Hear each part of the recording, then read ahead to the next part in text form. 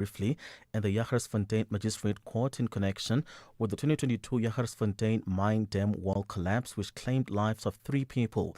They're facing charges of murder, malicious damage to property, and contravention of the Health and Safety Act. The matter has been postponed to the 14th of January next year. Gubeni explains. We were worried that this case is not going to start, but now it has started.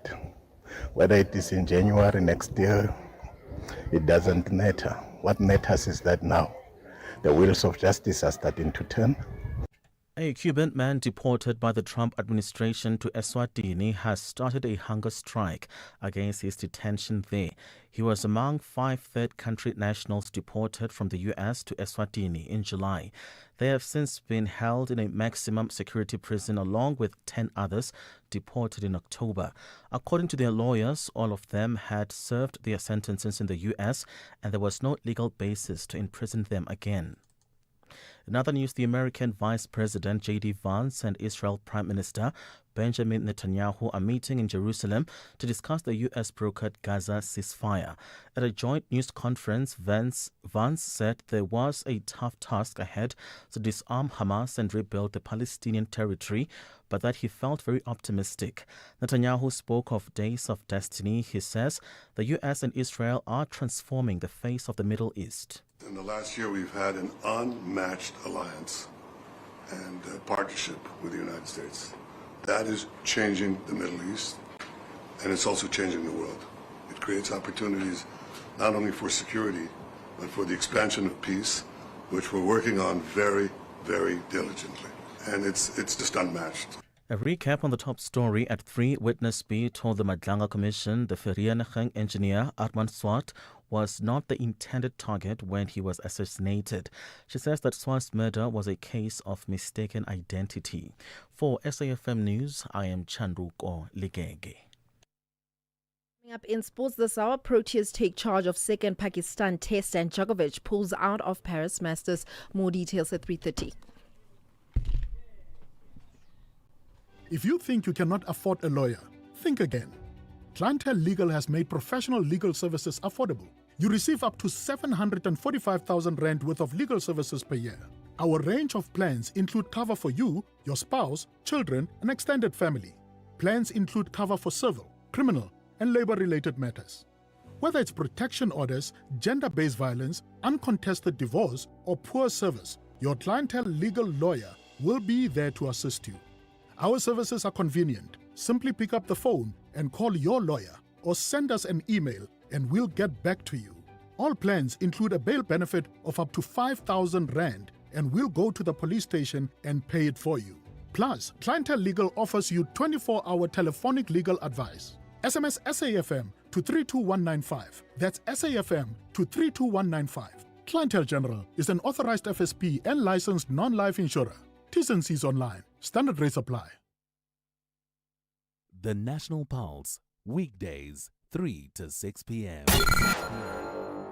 You are listening to Oliver Dickson on SAFM.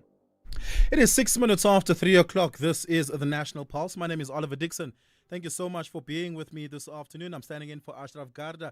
We're going to be taking you live back to the commission that is currently, the ad hoc committee rather, in Parliament that is currently underway. It is Kusela Diko, who is a member of the committee, who is at the turn of being able to cross-question the now suspended Minister Senzo Mchunu as he continues to face cross-questioning on his evidence in chief. Let's have a listen live at this.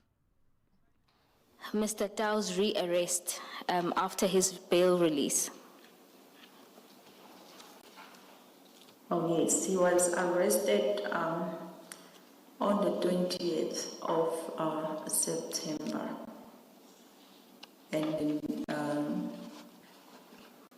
after he violated his bail conditions. And then what happened is amongst the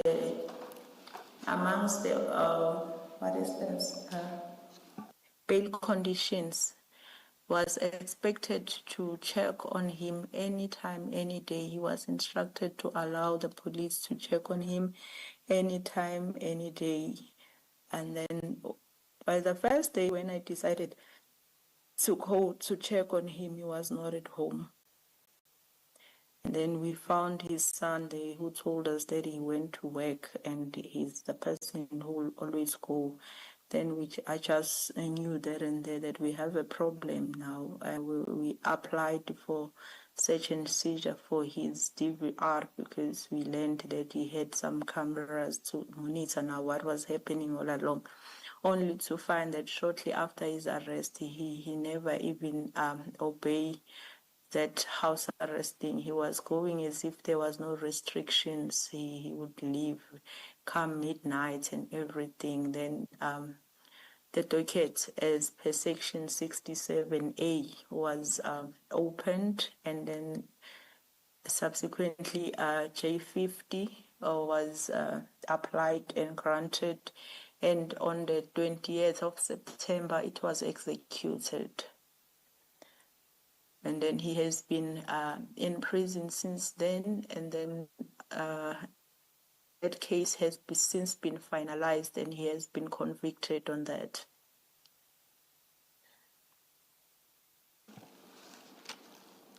Thank you, Witness B. You were at paragraph 78 and just explained your approach to Sergeant Matendra. And in your explanation, you told the Commission why Sergeant Matendra was the right person to approach. And I believe that the story you were conveying there is important to you. So if you can explain to the Commission there what happened. Sergeant Matendra is a colleague that we have been working with, especially in the serious crimes that involve multiple murders. And then we had another member that we used to work with, that would be Sergeant Lovo, whom I said he was then killed in line of his duty. And then knowing that Matendra and myself and Witness A and Sergeant Lobo would work together on certain cases, we knew that he was the person that would understand our situation at the time, why we desperately needed to speak to the general about our situation, because we knew now that our situation, like our story, it was just a same script, different characters. We were going to the roots where this other sergeant find himself in, because he would say that, hey, what I'm going through here, I might be killed. So he died knowingly so that he might be killed, as much as we already knew by that time that we are at the verge of being killed ourselves. So the best person who would understand our story, who understand it back to Sergeant Lobi, it was Sergeant Matendra. And then we explained to him, and he subsequently indeed saw the gravity of our story, and he made sure that he connects us with the general, of which we couldn't get hold of him that time, but I believe that the sergeant briefed the general, and subsequently, I think on the 5th, the general called me and I got a chance to explain what was happening. And Witness B. Yes. Before you deal with your conversations with the general, maybe to step back and deal with paragraph 79, where you talk about the dangers and your continued reliance on the private security company because the sub-TRA processes hadn't produced any results. Can you tell the Commission about that? Yes, we were like from the second we were relying on this private security or company to assist us in order for us to be able to do our investigations, and then the TRA also was done on us. Witness B, can you just remind us, when did you first request a TRA? It was shortly after the first appearance. I'm not so certain any longer because I don't have the copy of it, but I believe it was sometime in May. And as at August, you hadn't received it? Because And in I August, say, there was a second TRA now that was conducted, seeing that one, we don't know what happened to it. so between May, when you asked, and the beginning of August, nothing had been done on your first request? No, Commissioner. Do you know ordinarily how long or what is the response time when there's been a request for a TRA? Ordinarily, what would be the response time? It was the first time myself dealing with that. I don't know, but what I see on the second TRA, we spoke with the general, I think on the 5th, and then or it's either on the 7th or on the 8th already we got response, because the officers from the office conducting the TRA, they came to our office. I had an interview with them. So it was that quick on the second one. The second one, just to confirm, the second one was after you had now involved General Mbuso Khumalo for assistance. That's right. Thank you.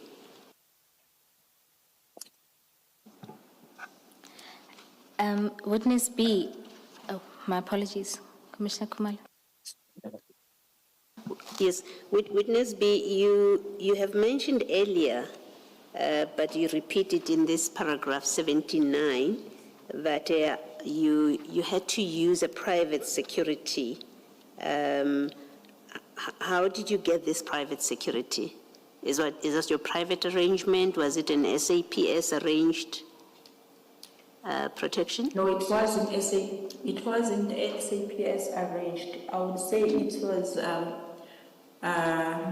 private, given the fact of the relationship that I had with them since 2020. I first met them 2020 dealing with another case of murder somewhere else. All right. Thank you, Witness B. Witness B, at paragraph 80, you refer to talking to the prosecutor after Dow's release, and that she also took some steps of her own accord. Can you tell the Commission about this? Yes, this prosecutor has been the person that we've been working closely to on this matter since day one. Therefore, we needed even not to explain anything to her. She understood everything and the dangers surrounding this investigation. So she was very, very concerned. So she wrote to our office, like I think she copied more than one office with her concerns where our safety is concerned. So she was requesting that the SAPS must do something in order to protect us and the doghead.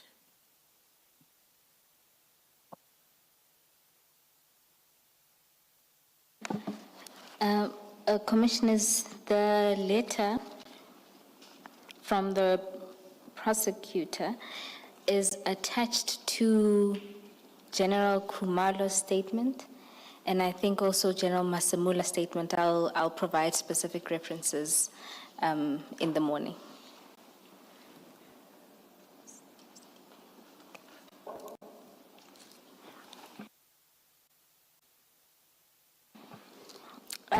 Witness B, you then deal with now when General Mbuso Khumalo calls you back after being briefed by Sergeant Matenja. Can you explain what happens there? Yes. And then the general called me. I explained everything that we were facing, and then I summarized and all the threats against the investigation team, and then and our consent since the accused was released. And then the general, the following day, I believe, when I go for investigation, he provided some TRT members to assist accompanying me on my investigation, even though I don't know what was the reason, but it was on that day, and then it was withdrew after that. But I saw something moving after that, because after that on the 8th, that call I got from the general, it was on the 6th, and then the 7th, the TRT members came. On the 8th, the TRA members also came for interview. Even though this TRA thing, it also take its course. It's not like shortly after that you'll get the results. It took its time, I think plus or minus 3 months in progress. But at least something was happening. Somebody was talking to us. We knew that something was being done, unlike the first one where no one contacted us. And just for the record, TRT stands for? Tactical Response Team. Advocate Poet, because the witness is not reading from her statement, and I know you know where the witness is and where you are, maybe just indicate to us that we've skipped 4 paragraphs. We are now in paragraph 84. My apologies, Commissioner Khumalo. The witness dealt with the prosecutor's letter, which is covered from paragraphs 80 to 82, and then 83 deals with the call that she receives from General Khumalo. And then we are now at paragraph 84, where she was provided with support from TRT and the interview with an officer from the TRA. And just for the record, the letter from the prosecutor is attached in General Mkwanazi's statement, MK8, at pages 181 to 183. Yeah, and that is the Matlanga Commission, where witness B continues to present their testimony. I incorrectly announced earlier that we'll be going to the ad hoc committee. We'll do that in the second hour of the program. In this hour, we'll be crossing and dipping into the Matlanga Commission of Inquiry. We're going to take a short break. We continue on the other side of this. Clientele is here to safeguard you and your family with compassion, because life happens. Be part of a family that truly cares. Our funeral dignity plans have helped South Africans bury their loved ones with dignity for more than 30 years. Let us help you create a meaningful tribute that honors your life and those of your loved ones. We pay out within 24 hours and you will get double accident cover with a clientele funeral plan. Our plans are affordable. Pick the option that suits your needs. Easy to apply, no medical examinations and no paperwork. SMS SAFM to 48031. That's 48031. Clientele Life is an authorized FSP and licensed life insurer. T's and C's online. Standard rates apply. Tune in to The Talking Point with KG Mwekezi on Thursday, the 23rd of October 2025 for an in-depth conversation with Francesca Albanese, the UN Special Rapporteur on the occupied Palestinian territories. Francesca will be delivering the 23rd Nelson Mandela Annual Lecture on Saturday, the 25th of October at the Sandton Convention Center. Tickets are officially sold out, but 5 lucky listeners can win double tickets during the show. Tune in for your chance to be part of an important dialogue on enhancing peace and global cooperation. SAFM, leading the conversations that move us. You're listening to the National Pulse on SAFM. X at SAFM Radio and at Oliver_speaking. Let's go back to the Madlanga Commission of Inquiry. Witness B continues to present their testimony. A security where we concerned, so meaning now that was a start of us losing our lives. More like going to prison. Thank you, Witness B. At paragraph 86, you talk about an event that happens during the week of the 12th of August with members of the cold case unit. Can you tell the Commission about that? Oh, yes. On the 12th of August, we, for some reason, I believe we were at the office for something, and then 2 gentlemen came in, and then they said they were from cold case, of which one introduced himself as Dion Mlaudzi. They were sent from their office to request the Vernagen case with all sub dockets that it goes with. And then, fortunately enough, that we were in the office, I was able to jump in to say, no, those dockets are at DPP. In actual fact, they were not even at DPP because we were shocked in a manner. Why? The first thing that came to our mind, why cold case is interested in this case, that it's so hot. And then They- further witness- explain that sorry, in case witness they B? need the dockets, they need to communicate through our commander, that would be Brigadier Hopani. Yes. Okay, Witness. fine. That was it, then they left. But shortly after they left, I also got another Witness call. B? Now Witness B, before you deal with the call that you get, Commissioner Baloyi has a question. Yes. Witness B, it's about the Sergeant Mlaudzi and the person he was with. Did they explain to you why they are collecting this docket, the main docket and its sub dockets from you? Why it should go to cold case? Sorry, no, Commissioner, they didn't explain. And you didn't ask?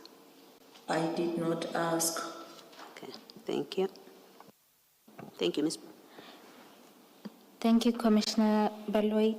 Witness B, in paragraph 87, you talk about the cases traditionally dealt with under the cold case unit. Can you explain this to the Commission?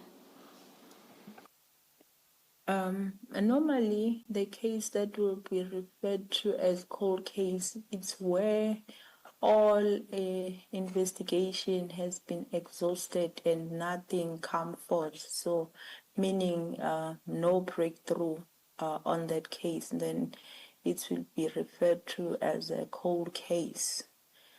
Doesn't mean now we stop investigating, but not actively as before. Then a cold case will be dealing with such. And for completeness, did Vereniging and its sub-dockets fall within this category? No, that's why I used the word that was so hot, because number one, it was fairly not that old. It was a docket that was just opened April. This incident happened in August.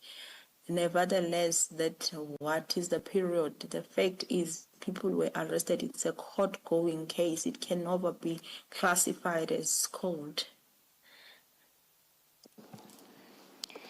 And at paragraph 88, you then deal with a meeting that you had with Major General Khumalo. Can you tell the Commission about this meeting?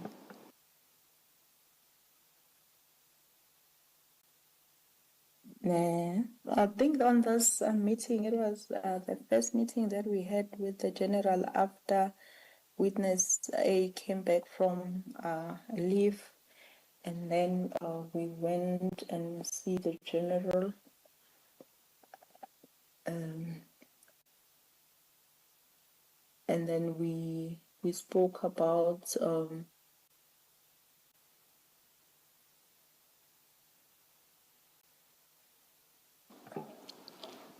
Witness B?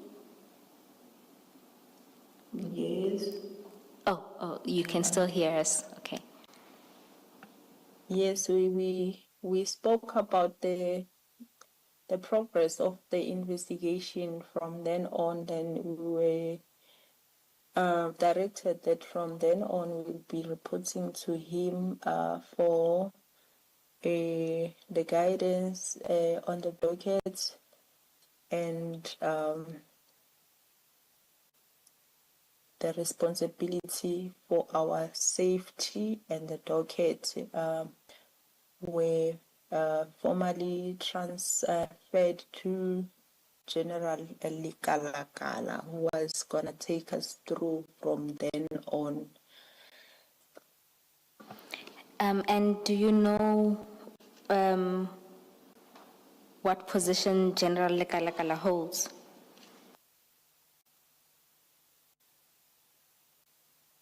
Oh, he's at Gauteng Counterintelligence. Thank you. Witness B, in paragraph 89, you then say that on the same day as the meeting, you then receive a call related again to the cold case unit. Can you tell the Commission about this call? Yes, this time around I received the call from Colonel Rod, who was also requesting the very same dockets that two gentlemen came to collect previously, and I directed her to Brigadier Hopand to be the person that she refers the request to. And why did you? Brigadier also told me so to say. We continue with the commission on the other side of the headlines and sports news. It's 3:30. Let's take a look at your headlines. Thank you, Oliver. These are your headlines. Witness B told the Madlanga Commission the Vereniging engineer Armand Swart was not the intended target when he was assassinated.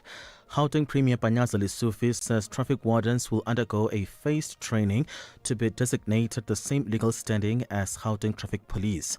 And American Vice President J.D. Vance and Israel Prime Minister Benjamin Netanyahu are meeting in Jerusalem to discuss the U.S. brokered Gaza ceasefire.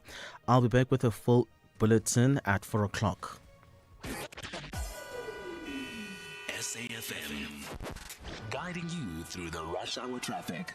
Good afternoon. Starting off in Gauteng, the N1 northbound in Pretoria is a crash at Rigel Avenue, the N1 northbound in Roodepoort, a crash before Gordon Road, and the M2 eastbound, a crash at Denver.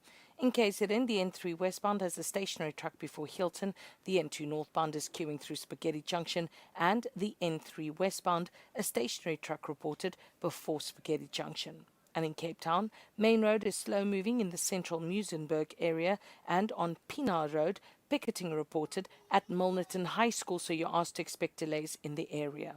With your traffic update, I'm Irma G.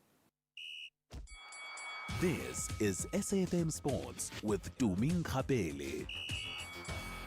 And Dumi standing by with your latest in sport this hour. Dumi, what do you have for us? A very good afternoon to you and our listeners. We start things off with cricket this hour, where Pakistan finished day 3 on the second test against South Africa on 94 for 4, only leading by 23 runs. Baba Azam was 49 not out and Mohammad Rizwan 16 not out.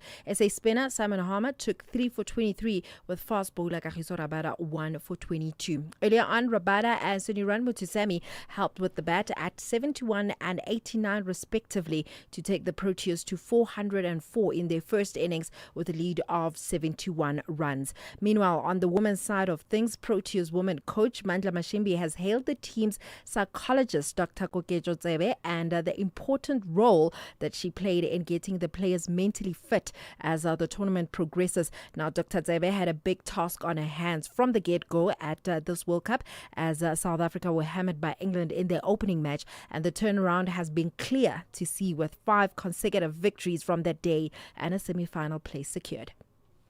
No, I think bringing the psychologist here just helps us with keeping players calm, and obviously she becomes a sounding board for them as well. And for me as a coach, I just only have to focus on the cricketing side of things. So yeah, for us to have Dr. KK around is very helpful.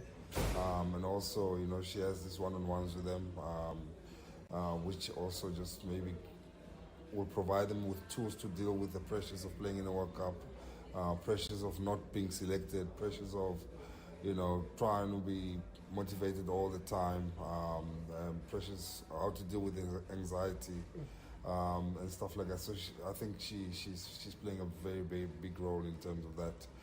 Which helps with the process of us wanting to be champions in this World Cup. Well, then moving on to football, former SAFA CEO and COO Tebogo Motlanthe has once again left the Football Federation. According to SABC Sport, Motlanthe has been quietly serving his notice after resigning for the second time, reportedly for the same reasons that led to his first departure, which is concerns about the direction SAFA is taking under its current leadership. He first resigned in May 2023, saying that he could no longer serve from a position with no real power, describing himself as a glorified clerk. Elsewhere, Ajax travelled to Chelsea in match day 3 of the UEFA Champions League, still looking for the first points in this season's competition. The Dutch side have also yet to score a goal. This is after losing 2-0 to Inter Milan and 4-0 to Marseille, and those defeats have left them second from the bottom in the standings. Chelsea are currently 18th in the Champions League table. A 1-0 win against Benfica to follow, with an opening 3-1 loss to Bayern Munich. In other selected fixtures tonight, though, Real Madrid host Juventus and Tottenham are away to Monaco.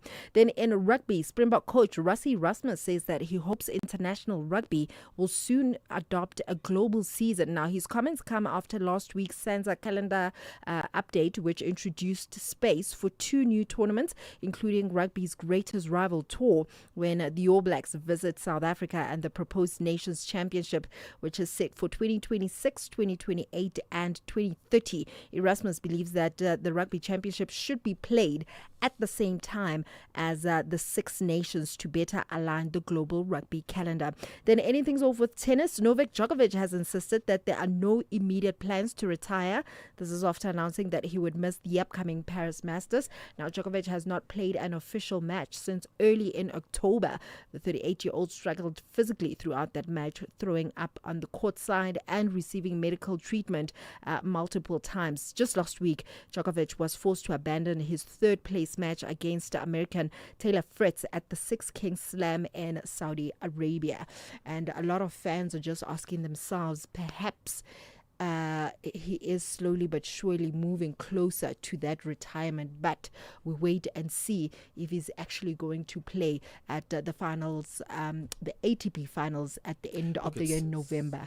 It's Sin and Alcaraz's time, and I think we should just let them have it for the next 10 years. I think he just wants to break records. Yeah, I don't think it's necessary. You're in the top 3. You're He's the big the best. You're the big 3, right? dog. It's fine. Go home.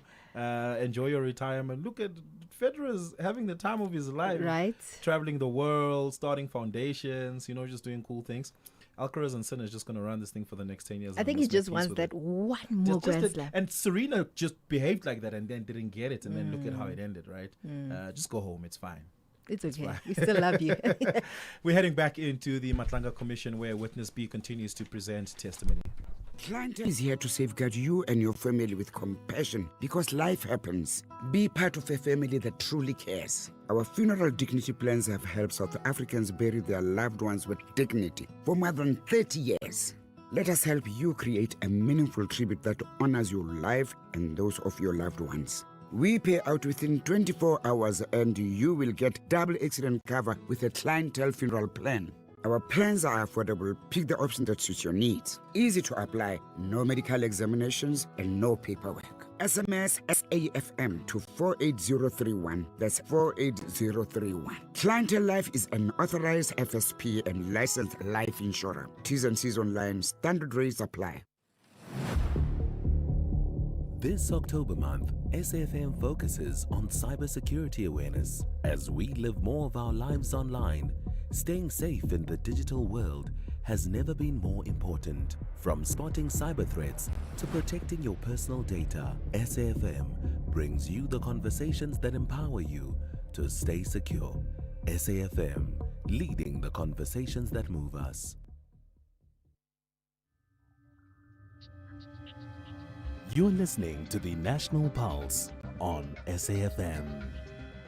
Have interlinking cases maybe, and then you'll find one unit obtaining the docket from one to another, but normally the one that will seek dockets from another is the one that is having an active investigation that is at court. Maybe when you find linkages, then you'll go obtain from other units in order to place them at the court roll, because they will be there more like cold, because it won't be a court going. But when you investigate, let me say, for instance, in this one, this docket has demanded us to have more dockets through linkages, in terms of you may find that the other docket is also implicating the same accused that you already arrested. But it can never be that you take the active one to the one that is not yet at court. Where was the I-20 Hyundai hijack from? Was it Sunnyside? That's correct, Commissioner. And so ordinarily that hijacking would be investigated by the police station under which Sunnyside falls, whatever that police station is. That's correct. Yeah, and that docket, is it not with you now or not? It is. Oh it yeah, is. So that's one example. All right, thank you. I think I get the picture. Thank you. Let me just follow up on that. Witness B, who makes the decision, and who, as in title, not name, who makes the decision that a docket must now go to cold case unit? Good question, Commissioner. Honestly, I don't want to answer on something that I don't know of. I don't know. But while you're at that, I don't know when the docket is declared it's going to the court case. I want to make mention of one of the cases that subsequently are at court. There's one case that was in socials. It was declared cold. But when now the linkages emerged, I didn't find it at cold cases. I find it at the still with an IO. So I don't know when is that decisions are made and when. I have no idea of that process. Is it possible, from your knowledge and experience, that the cold case unit can declare a docket to be called and then come and ask for it in the way that they've done with you? No, Commissioner. I mean, like an active court docket, it can never be at any stage declared as cold. Cold means there's no linkages, there's no court going, nothing is happening, there's no leads. All the investigation has been exhausted. Maybe let me just try to clarify my question. My question is, does the cold case unit declare dockets to be called and then come and get them from wherever they are kept otherwise? It will be difficult for me to You don't know? To talk on what happens in cold case because I have no idea. All right. Thank you.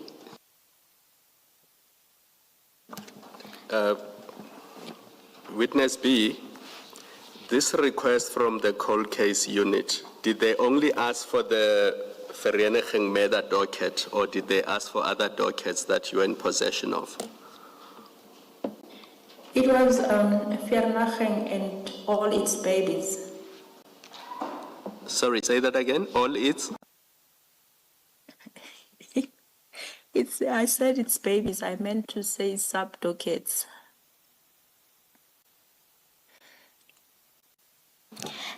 Just for completeness, can you tell us what those are? Oh, it was Vereniging 275 of 4 2024, Kleprefur 77 of 4 2024, Bramley 149 of 4 2024, and Sunnyside 286 of 1 2024.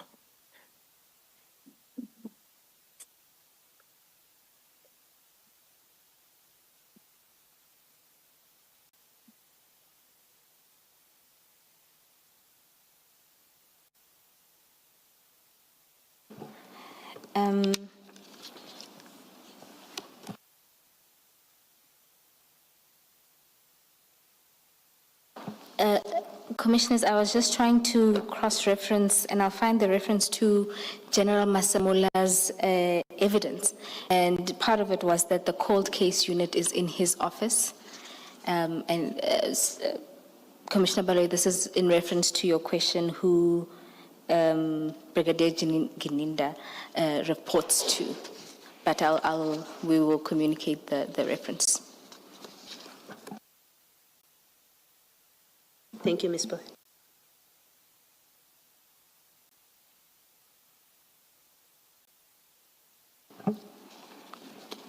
And then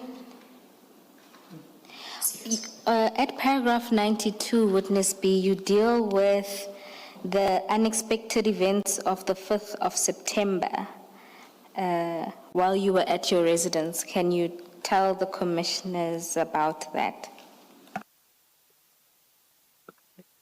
On the 5th of September, it was late, around 8. I was already sleeping.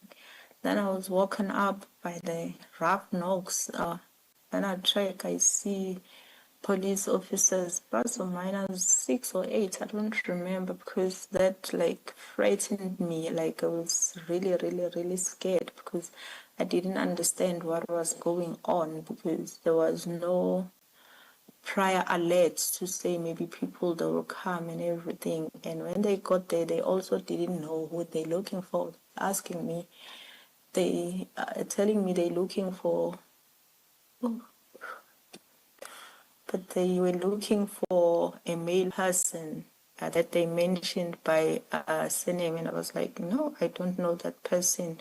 Only to find that they were referring to me. They just didn't know. And given the insight of what was happening, even my colleagues I couldn't trust because nobody alerted me that they will come. So that thing shaped me. If I was having some sort of heart disease, I think that was gonna be the day I die.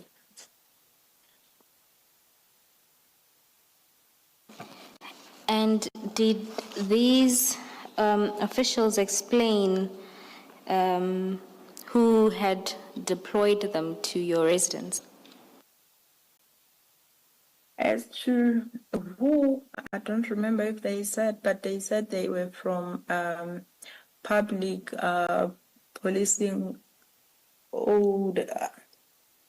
public order policing, and then they were sent to be there at my house until the next morning. Then that was the beginning of the 24-hour protection, because when they leave, there was a relief. Like it went on and on and on like that. There was never a time where there was no police around me.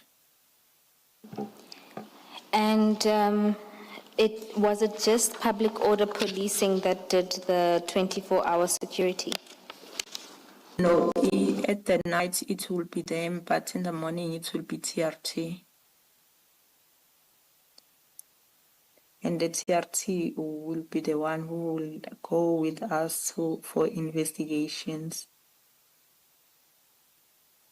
And in real terms, what did this look like for you at the time when these two units were providing protection at your residence?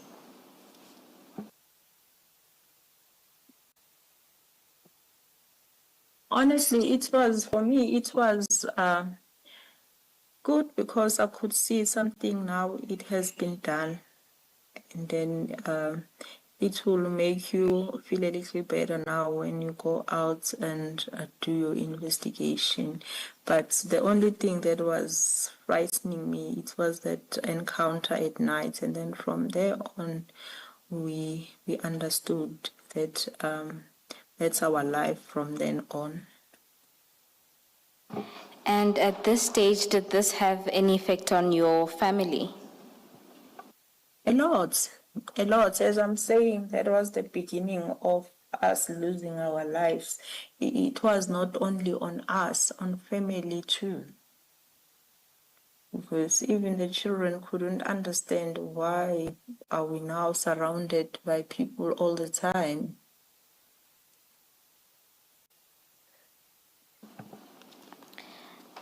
Thank you, Witness A.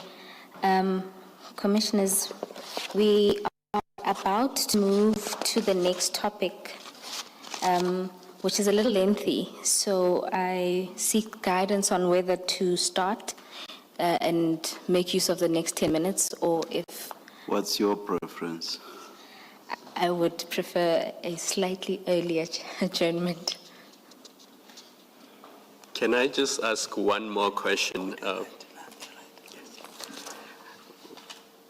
Witness B, you may have covered this earlier, but maybe I did not hear you. Did the cold case unit ever come back to ask for the dockets, or was your communication, I believe it was with Lieutenant Colonel Ruot, was that the end of it? They never came back to ask for the dockets?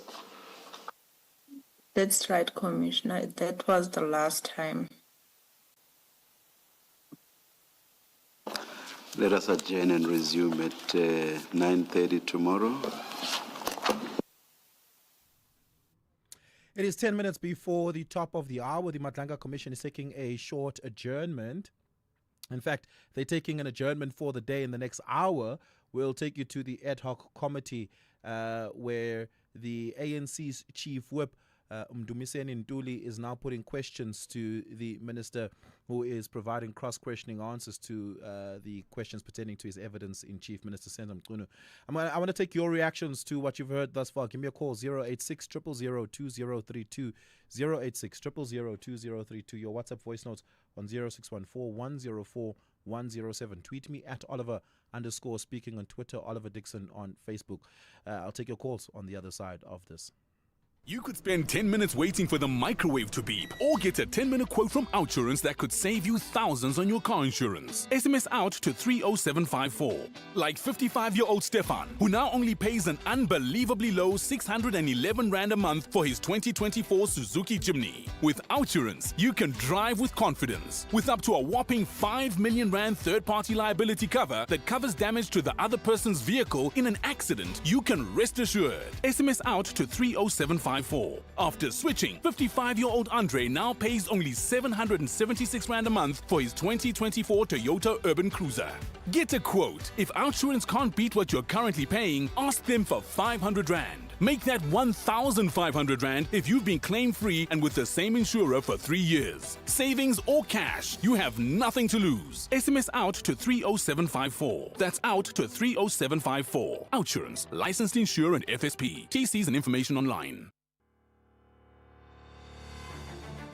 The 23rd Nelson Mandela Annual Lecture is almost here. This year's lecture will be delivered by UN Special Rapporteur on the occupied Palestinian territories, Francesca Albanese, a leading human rights expert who spent years championing justice and international law. Under the theme, Enhancing Global Peace and Cooperation, this promises to be a historic moment. Catch it live on SAFM on Saturday, 25 October 2025 from 3 p.m. You don't want to miss it. The lecture is one of Nelson Mandela Foundation's most significant platforms for dialogue on global issues. SAFM, leading the conversations that move us. SAFM will be hosting its annual Breast Cancer Awareness Roundtable on the Full Circle with Bridget Masinga on Thursday, the 30th of October 2025 at the Indaba Hotel, Spa and Conference Center in Four Ways, Johannesburg. If you want to be part of the audience, email your name and surname to events@safm.co.za. SAFM, leading the conversations that move us. Top Sport with Michael Abramson. Mahlasedi Mojapelo joins me now on the line to talk about the issues from the race. Mahlasedi, hope you had a really good weekend. Good evening and welcome back. Hi, Michael. Yeah, a really interesting and exciting one. It was a really fun F1 weekend. I suppose if the script writers from Max Verstappen's family were writing about a weekend, they could hardly have got it better. Everything worked perfectly for him. His two rivals taking each other out in the sprint race, allowing Max to win, and then Max goes on and wins the Grand Prix proper. So lots of points. He's closed the gap a little bit on the two riders above him. Well, I think had we spoken a week ago, and I think we chatted about this on Friday, we thought, look, Max is probably a great contender for second place in the World Drivers' Championship. But I think, just looking at the past four races and just how Red Bull has managed to maintain the momentum, he's really closed on that gap. He's, I think, trailing by exactly 40 points behind Oscar Piastri. Top Sport on SAFM. You're listening to the National Pulse on SAFM. You are listening to Oliver Dickson on SAFM. 5 minutes to the top of the hour. We've just heard testimony there from Witness B before the Matlanga Commission. Witness B was giving testimony into their understanding and account of the movement of certain dockets around certain cases being investigated in the South African Police Service. So on the other side of this, we'll be listening to Minister Senzo Mchunu giving answers to testimony before the Parliament's ad hoc committee. And let's have a listen at some of your WhatsApp voice note reactions thus far.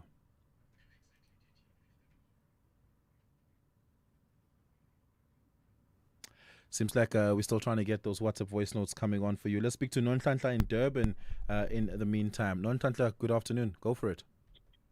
Good afternoon. Hi. I'd like to make a comment on the Matlanga Commission. Sure.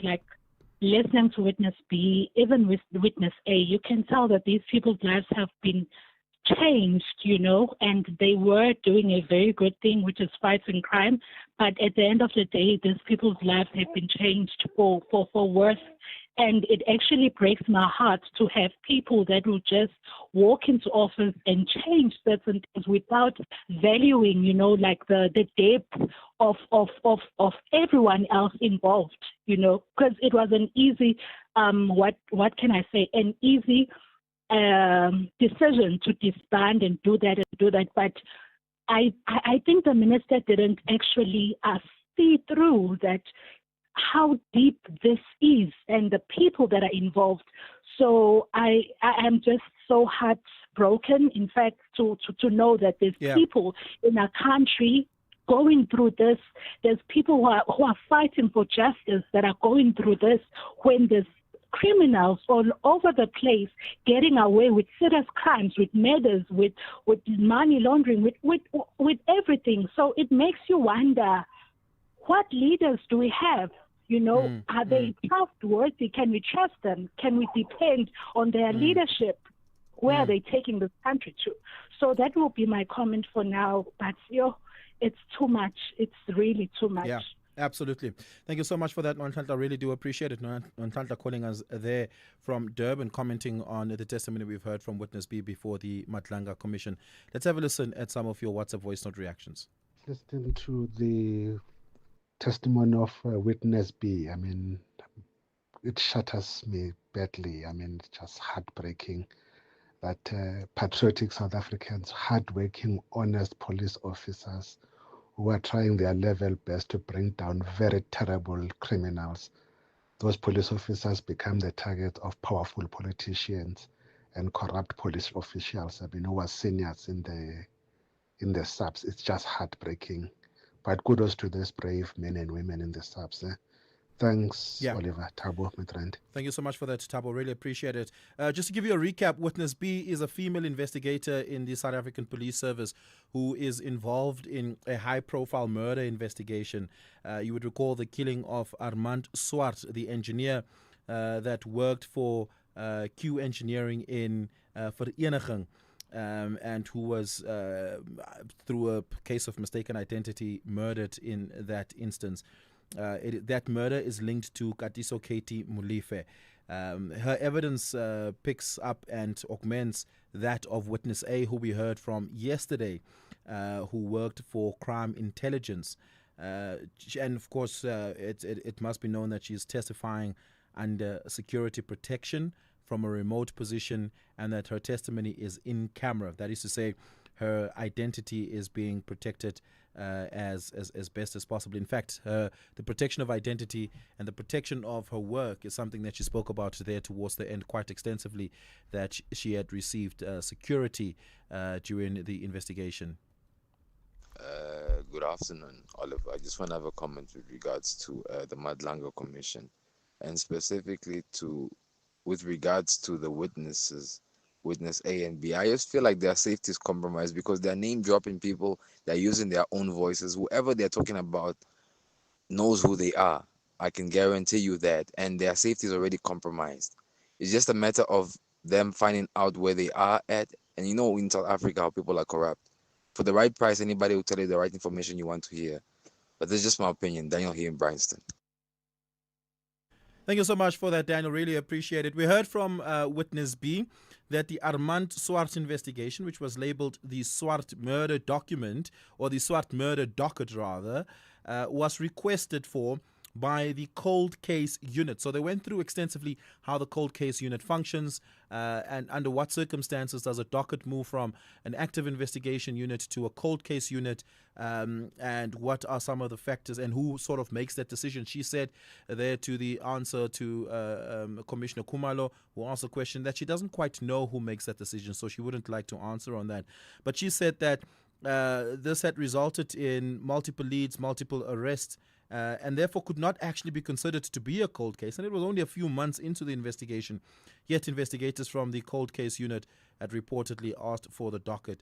And she said she couldn't understand why the cold case unit had asked for the docket. And she tried to get a statement from one of the officers who reportedly requested the docket from the cold case team, but that was never provided. It is 4 o'clock. Let's take your latest news bulletin.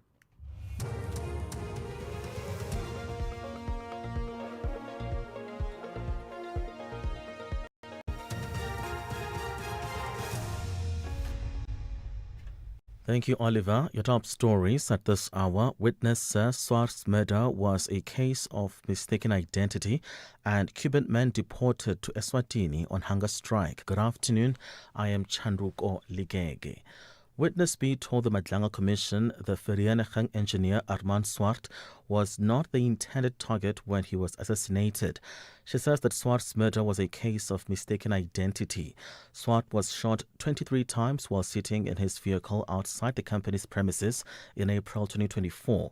Witness B says a whistleblower who had exposed inflated prices quoted from a company linked to Kagiso Molefe was the intended target. That's correct, Commissioner. That's when now he sent the cell phone number of the person that was intended to be shot, that was believed to be a whistleblower, and the name. I don't know if it's safe to call out the name of the victim. No, Witness B, that's not necessary. But it was not Mr. Swart, is that correct? No, it was not Mr. Swart. Gauteng Premier Panyaza Sufi says traffic wardens will undergo a phased training to be designated the same legal standing as Gauteng Traffic Police. He gave an update at a media briefing in Johannesburg on his administration's efforts to consolidate the capacity of the province's traffic wardens and to reinforce their contribution to community safety. He emphasized that the wardens are trained in line with the National Road Traffic Act and not the South African Police Service Act. The wardens will cease to exist in their current format. This will be done in a phased approach. They will now be repurposed to be part of the Gauteng Traffic Police and Special Law Enforcement Unit SLEU and other strategic security partners that will work with them. To do so, they are now taken back to training to enter into an extensive and intensive training for the next 18 to 36 months. Victim of the Jagersfontein disaster, Tshepiso Ngubeni, says he is happy that the Jagersfontein case will finally have its day in the High Court.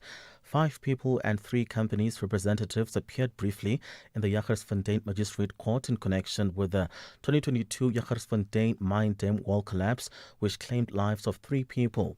They are facing charges of murder, malicious damage to property, and contravention of the Health and Safety Act. The matter has been postponed to the 14th of January next year. Ngubeni explains. We were worried that this case is not going to start, but now it has started. Whether it is in January next year, it doesn't matter. What matters is that now the wheels of justice are starting to turn. A Cuban man deported by the Trump administration to Eswatini has started a hunger strike against his detention there. He was among 5 third country nationals deported from the U.S. to Eswatini in July.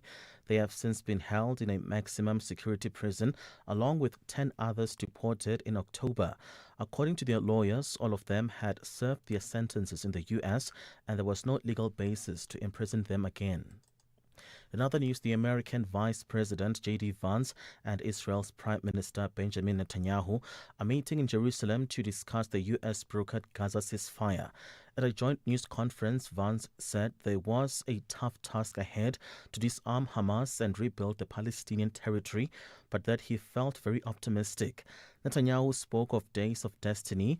He says the U.S. and Israel are transforming the face of the Middle East. In the last year, we've had an unmatched alliance and partnership with the United States. That is changing the Middle East, and it's also changing the world. It creates opportunities not only for security, but for the expansion of peace, which we're working on very, very diligently. And it's just unmatched. A recap on the top story at 4. Witness B told the Madlanga Commission the Vereeniging engineer Armand Swart was not the intended target when he was assassinated. She says that Swart's murder was a case of mistaken identity. For SAFM News, I am Chanduko Ligege. In sports this hour, Banyana set for crucial WAFCON qualifier today without Ellis.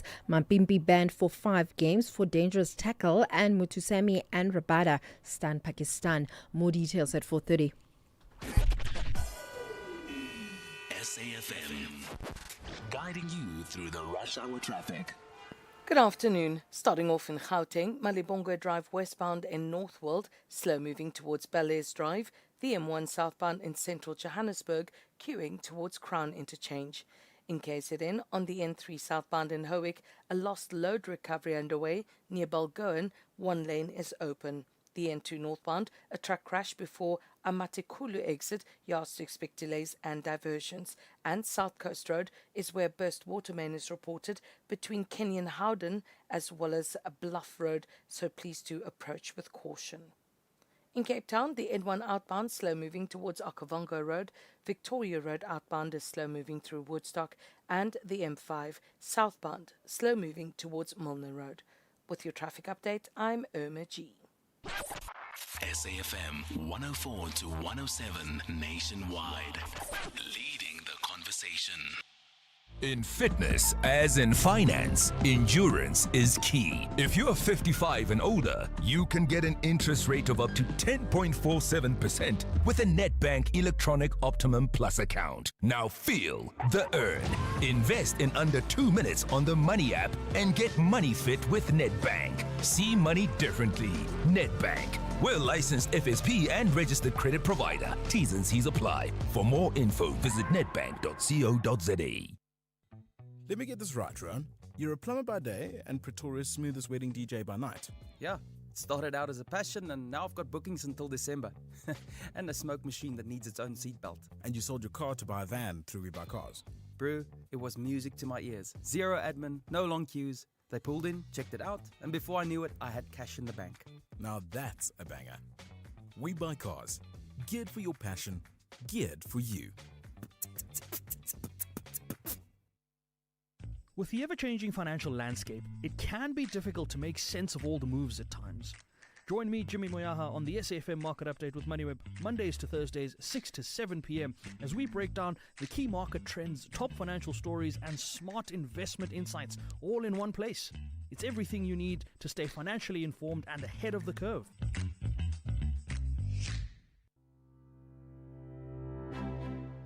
SAFM will be hosting its annual Breast Cancer Awareness Roundtable on the Full Circle with Bridget Masinga on Thursday, the 30th of October 2025 at the Indaba Hotel, Spa and Conference Center in Four Ways, Johannesburg.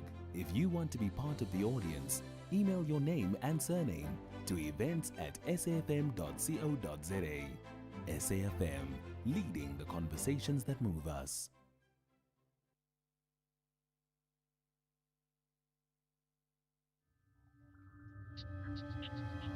You're listening to the National Pulse on SAFM. You are listening to Oliver Dickson on SAFM. It is 9 minutes after 4 p.m. Minister Senzo Mchunu suspended. Police Minister Senzo Mchunu is before Parliament's ad hoc committee, still providing answers on day 2 of his testimony. Let's take you live there now, where Kusela Diko is continuing with her cross-questioning of the minister. Thank you, Chair. Sorry, just to follow up. I'm sorry, Chief Whip. Minister, you complained at length about General Mkhwanazi. What's the word I'm looking for? Going out to look for a case about you post facto. You said he has no case, he can't prove corruption, and he's going to look for it. How is what you are saying now different? You are the Minister of Police. You're supposed to have confidence in the police. If there's things that you're unhappy with, you report them to the police because there's a case. But you're saying you're going after someone, you don't have enough information, you've hired a private investigator. How does that differ from what General Mkhwanazi did to you or is doing to you? No, it's different. Here, you've got a certain chain of activities that have emerged. And they are aligned with a particular individual. Now, I then get a warning that so-and-so gets to drop your matters or your name here and there and so on. I phone him. And my intention is to talk to him and say, look, I have appointed somebody to look at whatever. I'm not opening a case. I'm just following on that allegation that I picked up, that I was warned about, to say he drops my name, which he denied. Now, when I look at the SMSs that are being spoken about, and if they are true, it does mean that there would be this and that, that it does, dropping my name even on those. So it's something that is open that I need to find and so on. Thank you.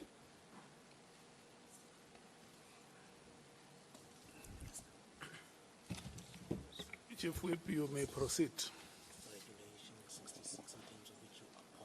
Okay, no, thanks, Chair. Let me just give a second to the lawyer is still giving some information to the minister. No, I'm not a problem. I just want to be certain that the minister can hear me. I'm not condemning you. You are doing your work, yeah. Now, Minister, maybe let me just share this with you because it was raised earlier on, maybe without it being specific. This issue of how people interpret immediately other people. Let me just share with you what General Sbiya said to us.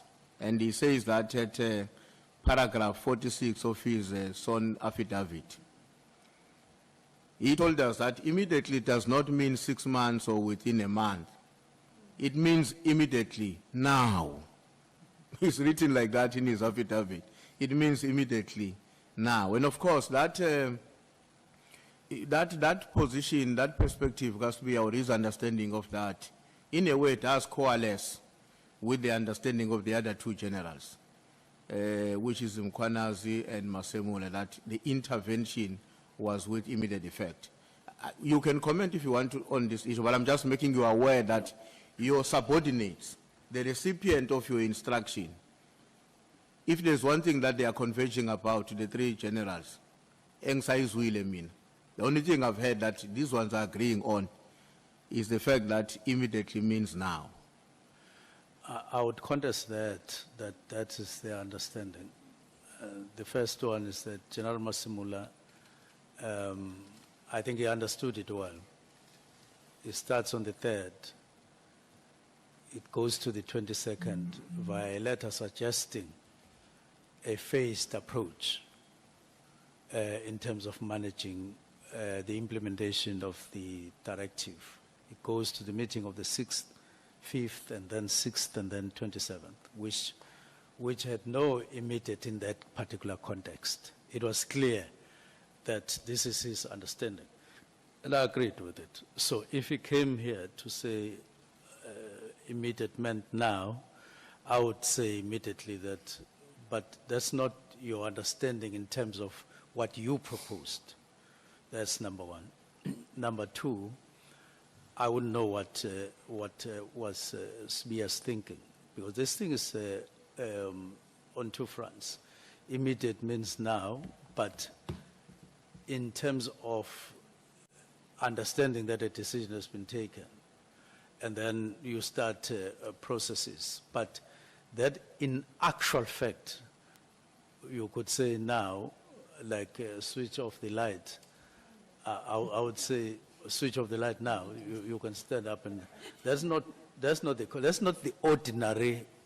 That's not the thinking of an ordinary person in terms of what this thing would mean. Even now, we'll say, when are you going to Johannesburg? You say, I'm going to Johannesburg now, but you are going, the next thing you do, you go and wait in the airport for an hour or two. So I think let's be practical and ordinary and not seek to change the flow of things in the normal life. But when I wrote with a full understanding of what I meant. I'm taking a decision now, but let's meet on the 20th. Let's meet on the 20th, which itself was open. If anybody had a query, would have phoned, would have done all of that.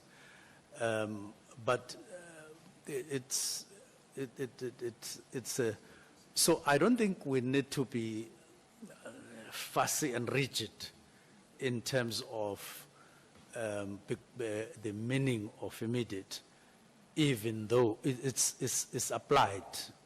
It has to be applied like any other, I would say. And I even went on to say it's not like in a drill.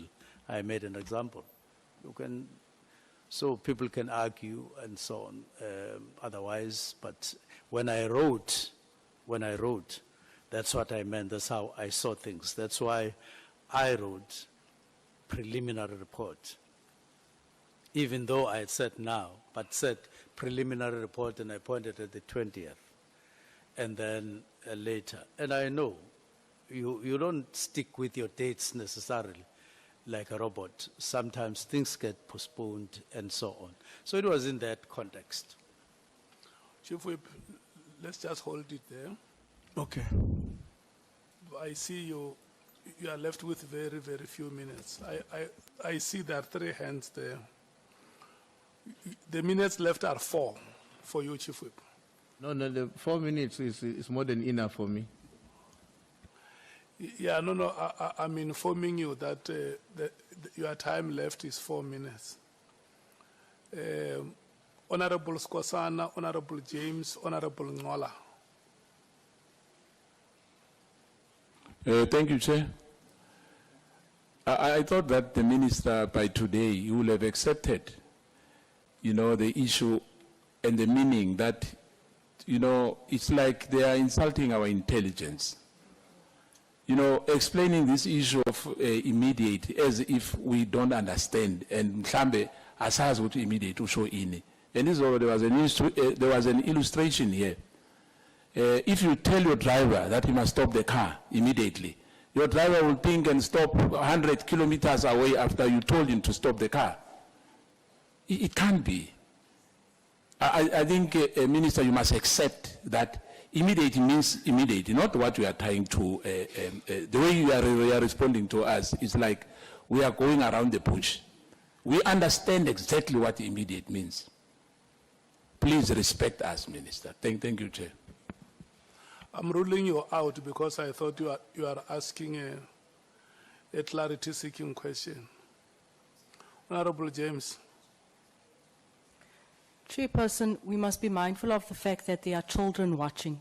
And I think it's really, I want to agree with Honorable here. I think it's really insulting our intelligence to be going over this and saying that the word immediately may mean now or later and coming up with all of these examples.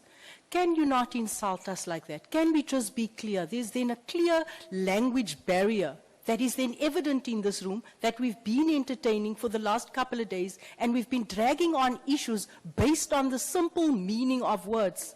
Chair, we cannot continue like this. It takes up so much time. In every engagement with so many of the members, we've had to unpack what the word immediately means, and so many other words. Please protect us from this blatant undermining of our intelligence. Thank you, Chair. I'm ruling you out of order because it's not a clarity-seeking question. Honorable Ngola. Thank you very much, Chair. Chair, the Minister in his response to the Chief Whip, he makes mention of the fact that anyone who would have had a problem with the immediate provision in his directive would have extended even a call to him to get some clarity if a need arises. Now, I'm taking aback, Chair, because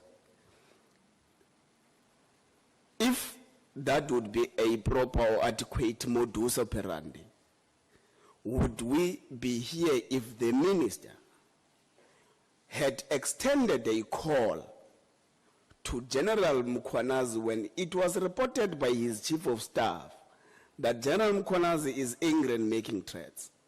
The same way he did when he heard that Brown Mohotsi is name-dropping him, he extended a call. Would we actually be here had that particular modus operandi operated way before this thing bested in the manner in which it has bested now? Thank you. Okay. Let's do like this, honorable members. Minister, Honorable Minister, you have given many examples trying to explain the word immediately. And the last examples are the ones that you have just given now. Yes, no, I will come to you. About switching off the lights.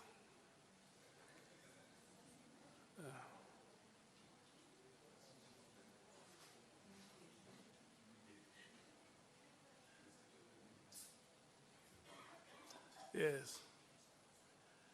And there are other examples that you have given earlier on, what the word immediately means and what the word immediately does not mean. And I want to plead with you and also plead with you, honorable members. If we make it a habit of this parliament to discuss words like swimming pool, fire pool, immediately, not immediately. We want to make it a habit of this parliament. It's a problem. We are leadership. A swimming pool must stay a swimming pool. And immediately must stay immediately. I don't see us wasting any time, Chief Whip, trying to discuss English words here. It's very clear. So immediately is immediately, we know it, Minister, what it means. It means now. Yes. Yes, it cannot be any other thing, and I just want us to move away from being hostages of semantics. There is an established understanding of what the word means. So we can't be a parliament that is known for what it is not supposed to be. Thank you so much. Honorable Nomvalo, your hand was up. Yeah, no, on the same issue, Chair, I know that you have closed it. But maybe you are hard on the minister. Maybe he has a source that he uses which describes the word differently. Because dictionaries are used here in South Africa to get a meaning of the words. Dictionaries are used, and the name immediately has been used even by the office of the president to say this decision is effective with immediate effect. Maybe the minister can point us to a source that he is using with a different direction, because I even went to the Oxford Dictionary, I went to Cambridge. The word means now. It doesn't mean anything else. So I was going to ask, where does the minister get that definition from? It's a clarity-seeking question, because it might happen that really he genuinely believes that it doesn't mean now, because there is a source that he uses which describes words. So which source is the minister using to get that definition? Thank you. Do you agree with my summary, honorable member? I agree, Chair, but... Yeah, no, we will pass the question, don't worry. Okay. Honorable Malem. No, Chair, I want your summary to also apply to the minister. Because we, this side, seem to be understanding immediately to mean now. He's the only one who doesn't understand that. He gives it context of lights and all of that. He keeps on saying other things. So you are ruling, you must be able to communicate even to him or minister. Immediately means now, according to this meeting of ours, as a chair of this meeting. No, I agree with you. Yes, must not only apply to us, and he must shift from wanting to, because it's not semantics. He keeps on speaking about context. When used in a particular context, it will mean something else. But the reality is, it means now, and we are not accepting his explanation and his redefinition of immediately. We are accepting what you are saying, and he needs to live with that. He needs to accept that. No, I agree with you, because I have said it that it must not be a bad precedent for this parliament, where every time we have proceedings, South Africans will have to bring their dictionaries along, because they know Parliament will be arguing if this is immediately or it's hereafter or it's this and that. So, Honorable Minister, we have an established understanding of what the word immediately means. And let us not go back to the past. Let's go ahead with that. Let's proceed with that understanding. That immediately means now. Honorable Nomvalo, Honorable Nomvalo has asked you a question which says maybe you might have consulted other source, and he is interested to know what is the source that would have given you a different understanding of the word.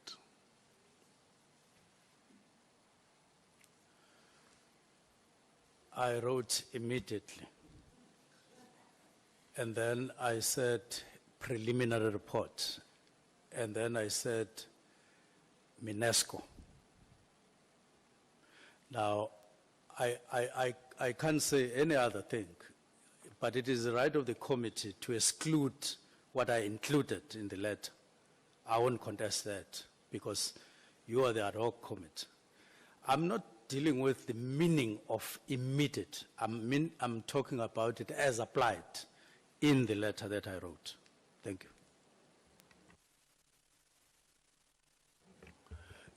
No, honorable members, let's proceed. Chair. Hello, Honorable Malem. Minister, are you accepting the ruling of the chairperson? Honorable Minister, are you able to respond to the question? The chair is chairing the meeting. And yes. Are you accepting? We said we accept. He even asked us, do you accept my ruling? He asked Honorable Nomvalo if he accepts his ruling. So I'm asking you through the chair, do you accept his ruling? I feel there is a prejudice I will suffer if I accept it as it is, the ruling. But, and I'm saying I have no problem with the committee deciding. But I feel that we can't exclude these other two words that I included. Okay, I see Honorable Breitenbach and Honorable Ngola's hands are up. Thank you, Chair. This point is dead.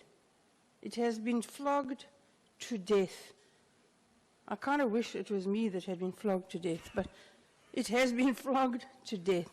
We cannot, and neither can you, with the greatest of respect, tell the minister what to say. His evidence is his evidence. His answers are his answers. If you don't like them, you can cross-examine him on them. And if you still don't like that, you can argue it at the end, but we, and neither can you, put words in his mouth. That is just patently wrong and unfair, and I don't know any process that allows it. Honorable Ngola.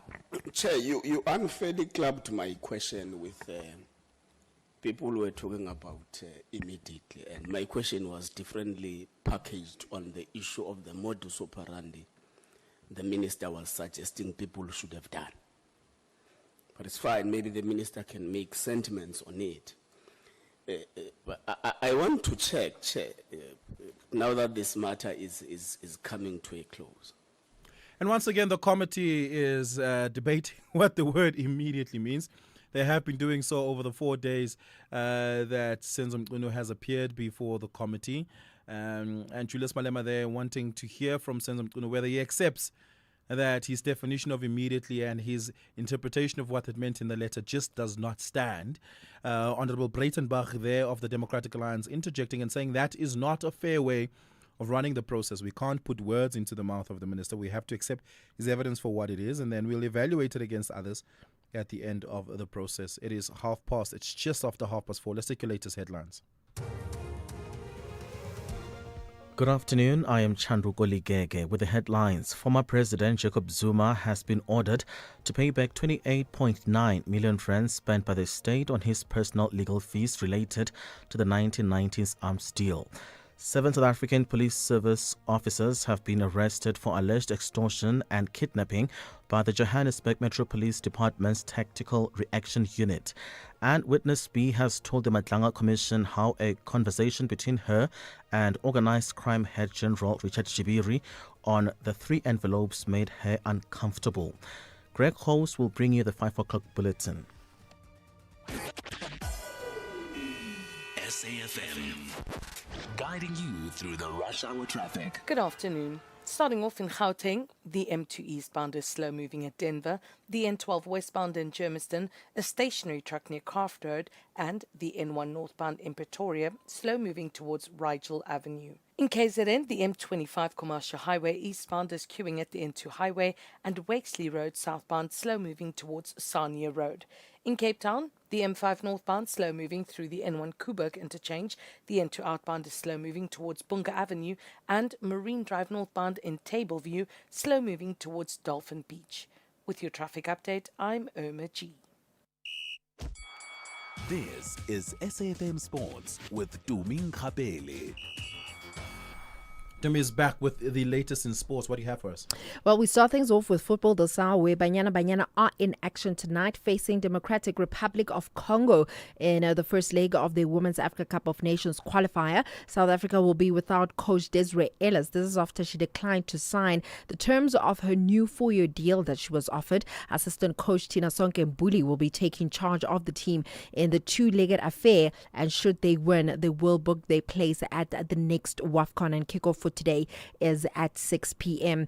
Meanwhile, still staying with football, Kaizer Chiefs co-coach Cedric Kaze says that he's not concerned about the doubtful reaction to his appointment with Khalil Ben Yusuf to being the duo to lead one of the country's biggest club. Now, Kaze and Ben Yusuf were promoted to be joint head coaches a few weeks ago after Chiefs parted ways with their head coach Nasruddin Nabi, the man who brought them to the club as assistants. But there have been mixed feelings about these changes, with Kaze not entertaining giving the disrespect African football coaches face compared to their European counterparts.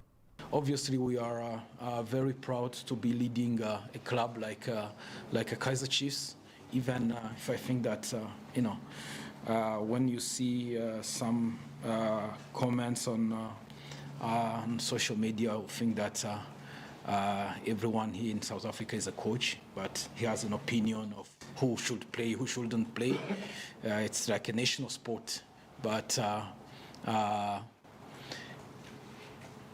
we know what we are doing. We are very optimistic for the team. The experience, we have it. I have been head coach at a big club like Yanga. Khalid has been working for 16 years. I've been in a national team, playing AFCON, playing World Cup qualification, playing Champions League with clubs, Confederation, which means that we know the tricks of Africa, we know the tricks of every game, the mindset of every game, and with the support of everyone here, we know that we can achieve big things. Well, Chiefs face Siwelele at FNB Stadium tonight at 7 p.m. Elsewhere, La Liga President Javier Tebas says that the cancellation of La Liga's plan to hold a Barcelona match against Villarreal in Miami on the 20th of December is definitely a missed opportunity for Spanish football. This would have been the first European League fixture to be played abroad, and that match will now be held at Villarreal's home as normal.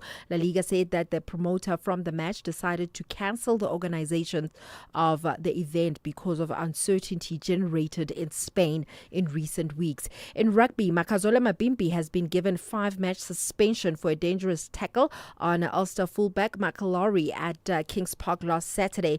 The judicial officer overseeing the disciplinary process ruled that the incident met the red card threshold with a low-end entry point of 6 weeks, and it means that Mabimbi has been ruled out of the Springboks' end-of-year tour. He was among the 10 10 players named in a standby group by Springbok coach Rassie Erasmus. Then in cricket, Seniran Mutusami and Kagiso Rabada produced a stunning last wicket stand to swing momentum South Africa's way on day 3 of the second test against Pakistan today. The pair added 98 runs, both recording career-best scores. Mutusami unbeaten on 89 and Rabada blasting 71 of 61 balls as the Proteas posted 404 all out in 119 overs. That effort gives South Africa a first innings lead of 71. However, Pakistan finished the day at stumps on 94 for 4, leading by 23.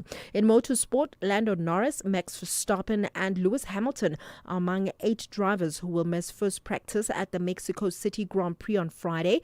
So during the season, each Formula One team must run a rookie in at least 2 practice sessions for both their cars, and the relative simplicity of the Autodromo Hermanos Rodriguez, which is not a street circuit, nor is it the race as a sprint event, which means that most teams are taking the opportunity to fulfill that requirement.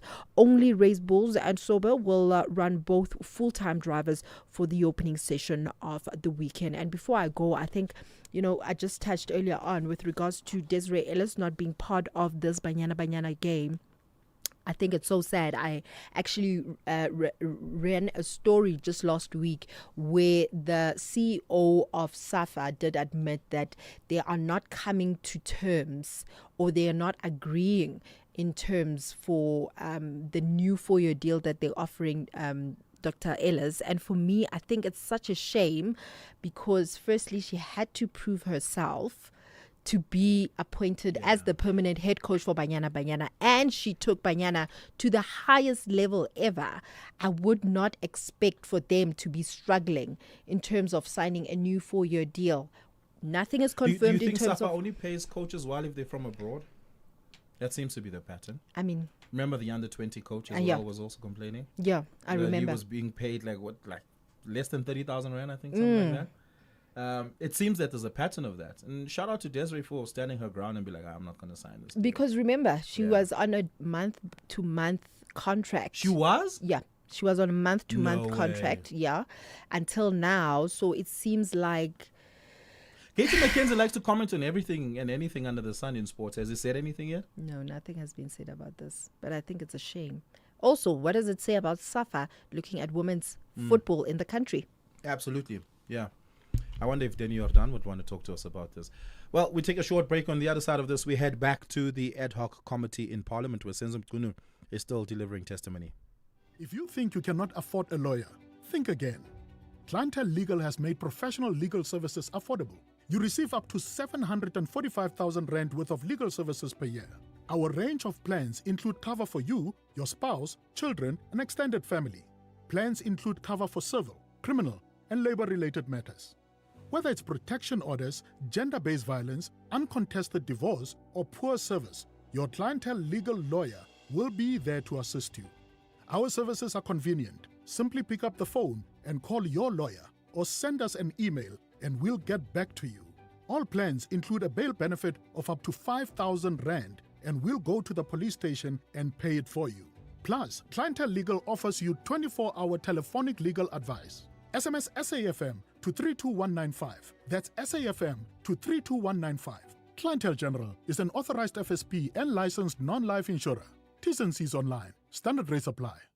I'm Reverend Musa Zondi, the MEC for Economic Development, Tourism and Environmental Affairs in KwaZulu-Natal. From the 22nd to the 24th of October 2025, we will be meeting with government leaders, economists, industrialists and investors at the KwaZulu-Natal Investment Conference to be held at the Inkosi Albert Lutuli ICC in Durban. This conference, organized by one of the department's public entities, Trade and Investment KwaZulu-Natal, will be officially opened by the Premier of KwaZulu-Natal, the Honorable Thamsanqa Ntuli, who will elaborate on unique investment opportunities in sectors such as manufacturing, the oceans economy, tourism and many others that make our province a preferred destination for investment and industrial growth. For more information about this conference, please visit www.tikzn.co.za or follow Trade and Investment KwaZulu-Natal on social media platforms. Economic news on SAFM. Facts and figures you can count on. Makwe Masilela is here with the latest news as the markets are about to close in the next 20 minutes. Makwe, you got some company news for us. We start with Famous Brands. Yeah, this is the interim results. Good afternoon to you and to your listeners. Remember, the guys, they have 3,800 restaurants across 20 countries. These are the owners of the steers, ten and tender. And we know that consumer spending remains constrained, and that's due to high unemployment and households struggling with debt.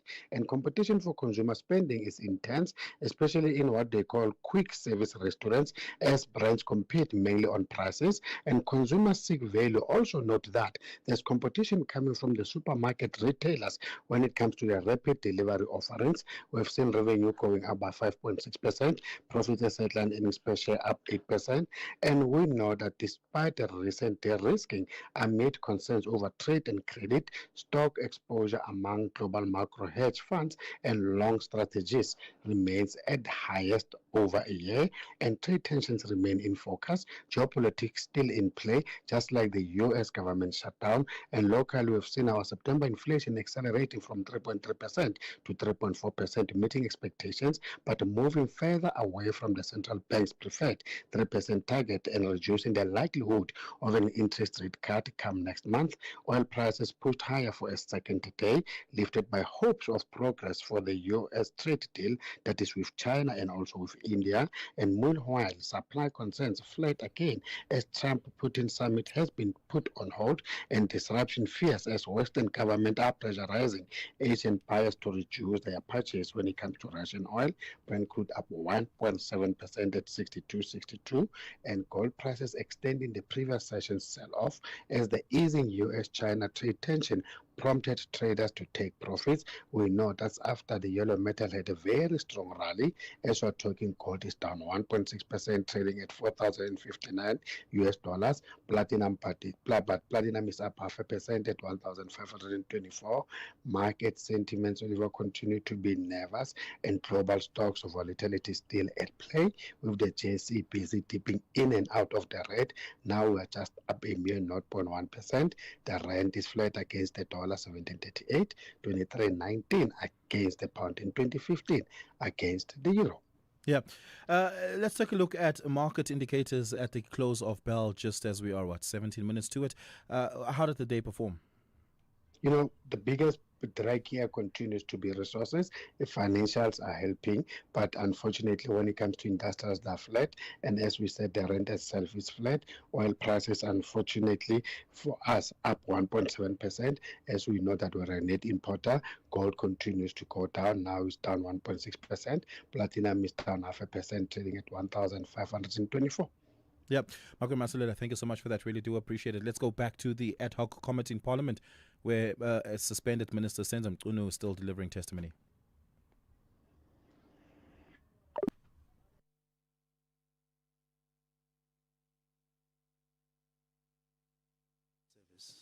If you are to gain confidence, one of those is to say, what is the standard? What are the norms and standards for a police station? And I've put it to management that let's do the norms and standards for a police station, because police and policing is not just head office. Police and policing is what people see on a daily basis and what they hear on a daily basis. Now, what is the system that station commanders use to police their area and so on? What informs them? And then overhaul the system of vehicles in police stations. This practice of a car breaks down somewhere Kukumbu in the Eastern Cape, then an email has to go to the district office, then to the provincial office, then to head office. And then the person who fixes cars says, I want to wait until there are 15 breakdowns before I go down. It just is taking us nowhere. It doesn't build confidence and so on. Make the system work in favor of those who are on the ground, who are chasing criminals on a daily basis. You need an overhaul there. We spoke about that, but I don't think that as of now we are talking. In other words, build confidence from the floor and upwards, and do tangible things. If you have a police station which you promised some 5-10 years ago and you haven't done so, and there's crime, people will say it's because that police station has not been delivered. And therefore juggle the way you build infrastructure, your model of building infrastructure, police. And so there are quite a number of things. I call them enablers. We identified them and we spoke about them. Build down, and let's not talk too much. Let's talk less and do the job on the ground, and then deal with deal with matters. As long as we have this rate of matters, the drugs and firearms, which affects people on a daily basis, where they are losing their relatives and so on, people killed, innocent. And for that you need resources. Let's be realistic. You need resources. And you're not going to get those from Treasury. You are going to have to deal with the matters on the ground. I would say it's a long process which needs drastic steps, of course with caution because you are dealing with people to take. But if you draw back, if you sit back and you think that there's going to be confidence suddenly, I don't think that is realistic. It's not. Unfortunately, Pemba, as I end, there are risks in doing these things, these reforms and so on. There is. It's not going to be like sleeping on a bed. There is. It's going to cause some gravel in terms of feelings and so on. But you need these changes. You need these changes on the ground so that you bring confidence to the people. And it needs that kind of resolve internal. Thank you. Thank you so much, Chief Whip. Thank you so much, Honorable Minister. We have come to the end of this session. No. Speaker kanjani lapho Chair?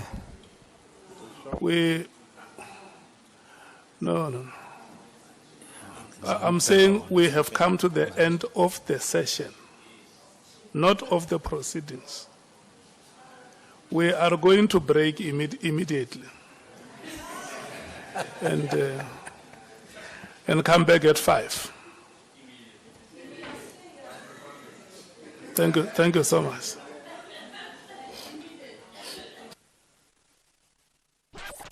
SAFM 104 to 107 nationwide, leading the conversation. Let's rewind 6 years, when Twitter was still Twitter, not a letter of the alphabet. TikTok was simply the sound your clock made. And Zoom just meant enlarging a picture. So it makes you wonder, what will the next 6 years bring? Ohino trucks now come standard with a 6-year drivetrain warranty, covering everything from pistons to gears. So although a lot can change in 6 years, our warranty promise won't. T's and C's apply. Hino, all the way. So you thought you were building a business in this economy, but day by day, somehow it grew. You kept going when the freezer didn't freeze, the bucket didn't budge, and the bank balance barely blinked. So you thought you were building a business. You weren't. It was building you. Because this isn't just what you do anymore. It's who you are. And you don't trust just anybody to protect it. Chat to your broker about Old Mutual Insure Business Insurance. Protect what built you. Old Mutual Insure Limited is a licensed FSP and non-life insurer. This is Lungi on any other regular day. This economy makes me post once a day. Who does that? Like, ew. Now this is Lungi getting extra with the 20 gig summer deal for just 99 Rand. I have so many gigs. I could even have a gig, guys. I'm going live every single day to me because get Extra your summer. Get 20 gigs plus 2 months free YouTube Premium and 100 Vodabucks. Exclusively on the VodaPay app. T's and C's apply. Further together. Vodacom. Top Sport with Michael Abramson. Let's listen to some of your voice notes. I am going to ask you a question, a quiz. However, I'm going to give you the answer as well, with a slight pause, so let you think without Googling. Today, 18 years ago, what did we as a nation achieve in sport? What did we as a nation achieve? It's so wide. It could literally be anything in terms of sport. I'm trying to think of big sporting events. It wasn't an Olympic year. It wasn't. There wasn't a soccer World Cup in that year. I'm just trying to think. Rugby World Cup. Let's play the rest. A little bit of the rest of the voice note. Can we, Len? And the answer is we won our second Rugby World Cup. Please note the date, not the day. Top Sport on SAFM. You are listening to Oliver Dickson on SAFM. And the ad hoc committee in Parliament has also taken an adjournment. Remember, they will continue quite late into the evening. They'll be back at 5 p.m. They are taking a comfort break, or what seems to be a short tea break. They'll be back at 5 p.m. But remember, they will go on well into the evening. I think we can expect a session that will go on until at least 9 p.m. this evening, as was the case yesterday when the committee had finished only at about 20 past 9 last night, as they finish off the testimony there by Minister Senzo Mchunu. Let's have a listen at some of your WhatsApp voice notes that's come through. Good afternoon, Olivia, your team and the listeners. Sure, this is crazy. The Judge Zondo Commission was a children's picnic, really, compared to Madlanga. Justice Madlanga Commission is a real deal. It just confirmed what I always suspected, that we are indeed in a mafia state. If people who are supposed to uphold the law are so corrupt and they don't hesitate to kill even their own colleagues, it's just crazy. We as South African, we need to think long and hard. How are we going to get ourselves out of this mess? Thank you.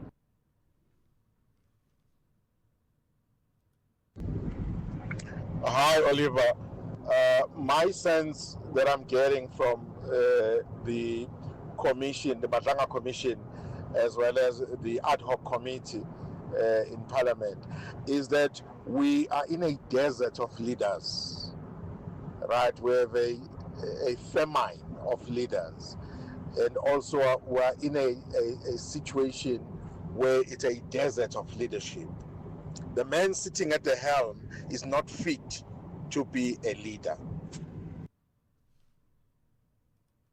Oliver, good afternoon, man. This is Flores from the beautiful Winelands. Oliver, the minister seemed to have quite a good vocabulary, and so on and so on. Now, he seems to struggle with his structuring of his sentencing and paraphrasing. So I don't understand why someone with such good vocabulary can struggle to put a decent sentence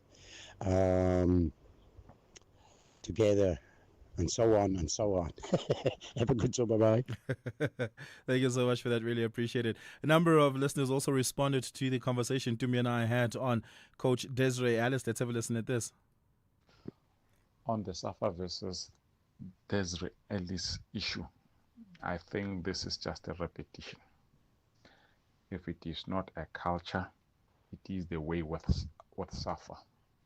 Remember what happened to Clive Barker. Same thing repeating itself again.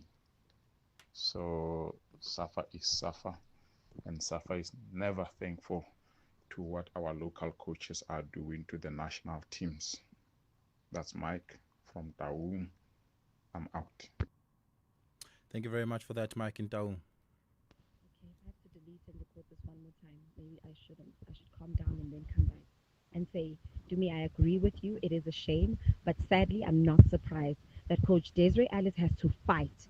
Not only did she fight, she has earned her place and has the accolades to prove it, but she still has to fight for what she deserves, and I hope she stands her ground, and I hope there's someone in that decision-making room at SAFA that will understand the fight. We cannot be talking about women fighting for equal pay for what their male counterparts don't even have to negotiate for. It's Mpumi Mpumalanga. Hi, Oliver. Hi, Oliver. JJ and Sticks Break. I'm really flabbergasted with the treatment of Desiree Ellis. The lady deserves every penny after she suffered so long building up this team. $1 million a month is not enough even for her. Yeah, thank you so much for that. Really do appreciate it. Yeah, that certainly is something SAFA does need to respond to. Good afternoon, Oliver. I'm Svido in Guatemala, Ekurulin. I'm not a fan of parliamentary investigative processes because they tend to be political unnecessarily.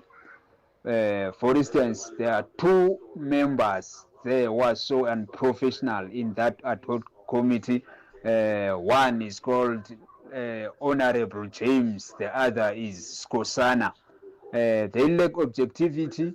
They tend to be personal and subjective with their questions to witnesses, which leads to the witnesses evading some questions, justifiable so. I don't like that. Hence, I'd rather go with the commission of inquiry like the one of Justice Matlanga, not in Parliament. Parliament should just deal with political and law-making processes only. Thank you. Thank you very much for that. Really appreciate it. Let's take this call. Ngadi out in Ngungundlovu. Ngadi, good evening. Hey, Oliver. Hi, go for it. Look, man, I'm just reflecting to the time when the commission was going to start. And then I think we were looking at it in comparison with the others to say what is going to happen. Of course, it's going to be a waste of money and so on. But I think even before understanding what's going to happen to the people involved, so much has happened for us to empower the nation, basically, about the nakedness that we have as a nation. It's just. But I also want to make a point about the fact that this is not only at national level. These things are happening at the provincial level, at the municipalities, and so on and so on. You just wish there could be Mkwanazi right across these tiers of government. Thanks. Thank you very much for that. Really do appreciate it. That is Mgadi calling us there from Ngungundlovu, sharing his view on this. Let's have a listen at this.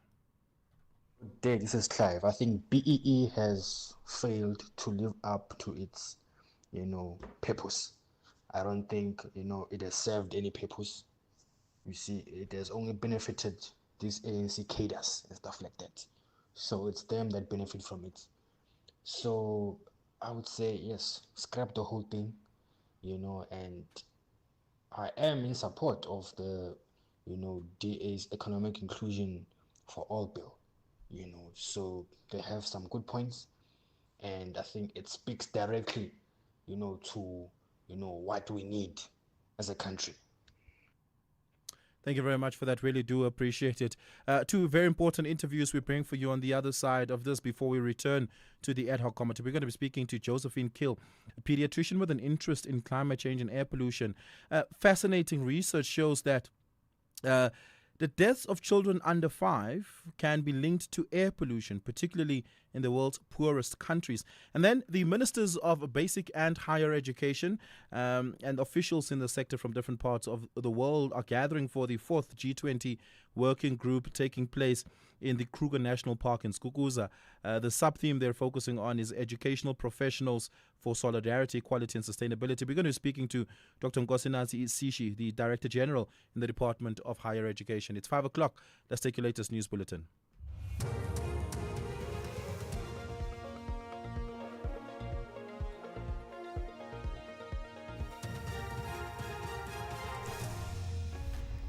Zuma ordered to pay back millions in legal fees and scores killed in Uganda crash. Good day to you. Former President Jacob Zuma has been ordered to pay back 28.9 million rand spent by the state on his personal legal fees related to the 1990s arms deal. The High Court in Pretoria has ordered the former president to pay the money accumulated over 20 years, including interest, within 60 days.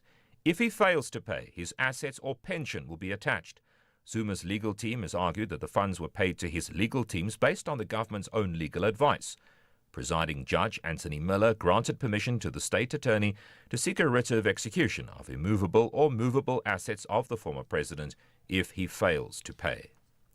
The police minister, Senzim Gunu, says he did not receive a handover from his predecessor, Bheki Cele, on the political killings task team. Cele was the police minister from February 2018 to June last year. Ngunu, who's been placed on special leave, is appearing before Parliament's ad hoc committee.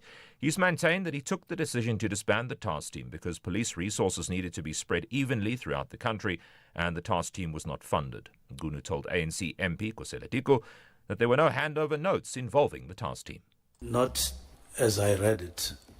What was there, though, was a reference to committees in which the minister was serving, not necessarily the National Political Killings Task Team per se in any form. Did he maybe give any reason at any point why he did not shut down the unit himself? Not really. We didn't delve into that matter. Witness B has told the Matlanga Commission in Pretoria how a conversation between her and organised crime head Richard Shaburi on the 3 envelopes made her uncomfortable. According to Witness B, Shaburi told her he was aware of 3 envelopes available for the investigating officer, the prosecutor and the magistrate in the Armand Swart murder case. The detective has testified about the interference investigators encountered from senior police officers after they'd solved the murder case of the engineer.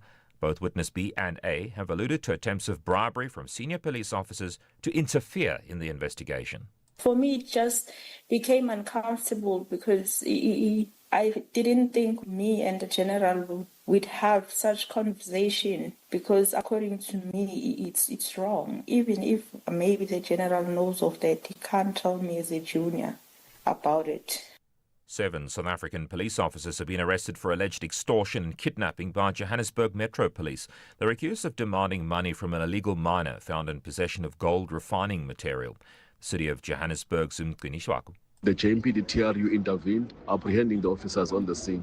The Zamazama is currently providing a statement to the authorities. The arrested officers are being detained at Boysen Police Station, where a case of extortion and kidnapping has been obtained. The JMPD remains committed to upholding the rule of law and rooting out corruption. Investigations are ongoing, and further details will be provided as they become available. 46 people have been killed after several vehicles crashed on a major highway in Uganda. The crash happened on a highway between the capital Kampala and the northern city of Gulu.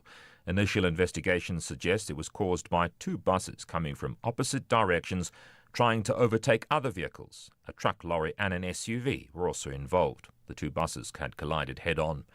Uganda's police had mistakenly given a higher death toll earlier today. The top story, former President Jacob Zuma has been ordered to pay back 28.9 million rand spent by the state on his personal legal fees related to the 1990s arms deal. That's SAFM News. I'm Greg Khus. In sports this hour, Bayana set for crucial WAFCON qualifier without Ellis. Proteas take charge of second Pakistan test, and Mambimbi banned for 5 games for dangerous tackle. More details at 5:30. This traffic report is brought to you by Auto and General Business Insurance. Auto and General, never not there. Auto and General is a licensed non-life insurer and FSP. T's and C's online. Auto and General is a licensed non-insurer FSP. T's and C's online. SAFM, guiding you through the rush hour traffic. Good afternoon. Starting off in Gauteng, the N1 northbound in Randburg has a crash before Malibongwe Drive. The N3 northbound in Bedfordview slow moving on the link to the N12 East at Kilulis Interchange, and Eskempa-Hleli Drive northbound in Pretoria queuing towards Moot Street. In KZN, the N3 westbound in Pietermaritzburg is where a crash is reported before Peter Brown Drive, and on South Coast Road, a burst water main between Kenyon Howden Road and Bluff Road, so you're asked to expect delays and diversions. In Cape Town, the M3 Philip Hosanna Drive outbound queuing towards Hospital Bend, the N2 outbound is slow moving towards Bunga Avenue, and Old Paul Road in Brackenfell has a crash reported at the R300 Highway Bridge. With your traffic update, I'm Irma G. This traffic report was brought to you by Otto & General Business Insurance. Otto & General, never not there. Otto & General is a licensed non-life insurer and FSP. T's and C's apply. At Auto & General, we understand your business is built on more than just vehicles. It's your stock, tools and equipment, and the premises where you work. Auto & General Business Insurance is designed for businesses like yours, protecting your assets against fire, theft, storms, and other unexpected events. To protect your livelihood, visit autogen.co.za and get an obligation-free business insurance quote. Auto & General, never not there. Auto & General is a licensed non-life insurer and FSP. T's and C's online. This October month, SAFM shines a light on mental health awareness. This month, we bring you conversations that break the stigma, encourage care, and provide strategies to protect your mental well-being. Because it's okay not to be okay. And together, we can build a healthier tomorrow. SAFM, leading the conversations that move us. You're listening to the National Pulse on SAFM. You are listening to Oliver Dickson on SAFM. I grew up in a small town on the West Rand called Randfontein. Randfontein had quite, and I remember this distinctly as a child. And I mean, it's not just a small mining town, it's a big industrial area as well. Tiger Brands, for instance, has a milling site over there. NOLA has a big milling site there, and there's a number of other factories in the area. And I remember very distinctly how I would, if I were to leave Randfontein and then come back into Randfontein, I would distinctly smell that the air is different. And it is from a young age that I realized I lived in an area that was severely polluted. It made sense why it was polluted, given the industrial nature of the town. And, you know, over time, you hear of the effects that has on people's health, particularly if you think back to the big gold mining silica case, for instance, that led to the massive class action where there's now a big fund trying to compensate gold miners who have picked up silica in their lungs and as a result either fell sick or died from working in the mines. But we never really zoomed in and say, what effect does pollution and living in a polluted area have on the health of children? Josephine Kill, as a pediatrician, will be talking to us about that. I'll also be talking to Dr. Nkosinathi Sishi, the Director General from the Department of Higher Education, on the G20 Education Working Group taking place in Skukuza, the Kruger National Park, right now, where the Ministers of Basic and Higher Education are hosting member states in the country on the sub-theme focusing on education professionals for solidarity, equality, and sustainability. It's 9 minutes after 5. The National Pulse, weekdays, 3 to 6 p.m. Let's just jump straight into it. Josephine Kiel, a pediatrician with an interest in climate change and air pollution, now joins us. 709,000 children under the age of 5 died worldwide from air pollution, with South Africa being the 6th highest generator of electricity from coal in the world. What can be done to keep children safe from poor air quality? Josephine, good afternoon. Thank you so much for your time. Really do appreciate it. How big is the air pollution problem when it comes to pediatric health? Good afternoon. Thanks so much for having me. Yeah, I mean, it's a huge problem, and I think this report really highlighted something that we've been trying to, get to the forefront and get pediatricians talking about for a while. Children are particularly vulnerable because, their lungs and immune systems are still developing, And in South Africa, we're actually sort of seeing now that air pollution isn't just an environmental issue, it's a major child health issue as well. And this report really just, highlights the fact that children under 5 in South Africa face one of the highest rates of air pollution-related deaths in the world. And yeah, it's mostly, as you mentioned, due to the burden of outdoor fine particles from coal and industrial emissions. Yeah, and the report really, I think, just highlighted how important this is for us as advocates for, in terms of our need to advocate for for child health. And yeah, I suppose this is why we really want to try and bring it to the fore and talk about it. Are all children equally vulnerable, or some more vulnerable than others?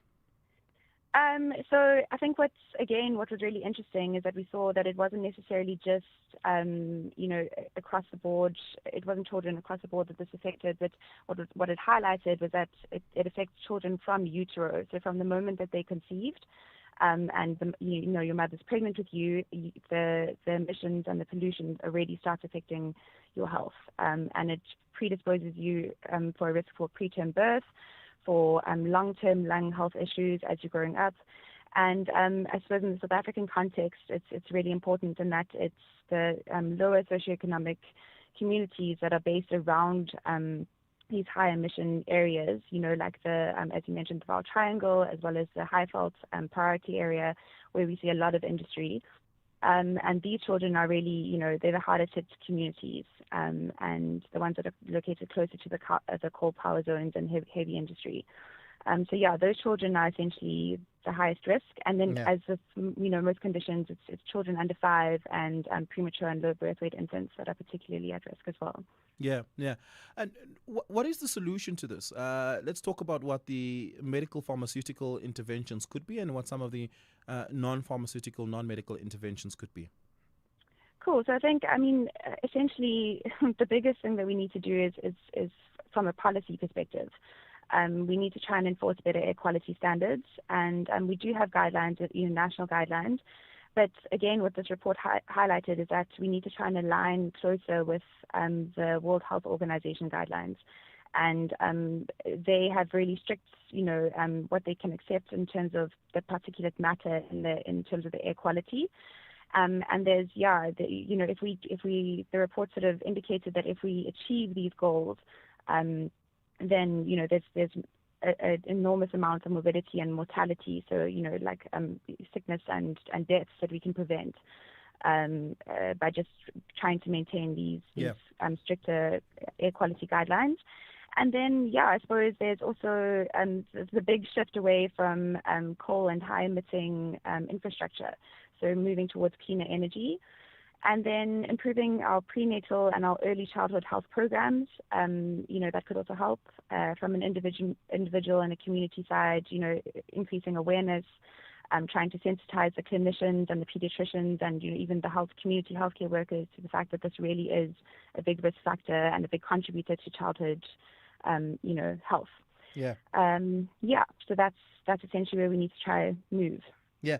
How do I know if I live in an area with below par air quality standards?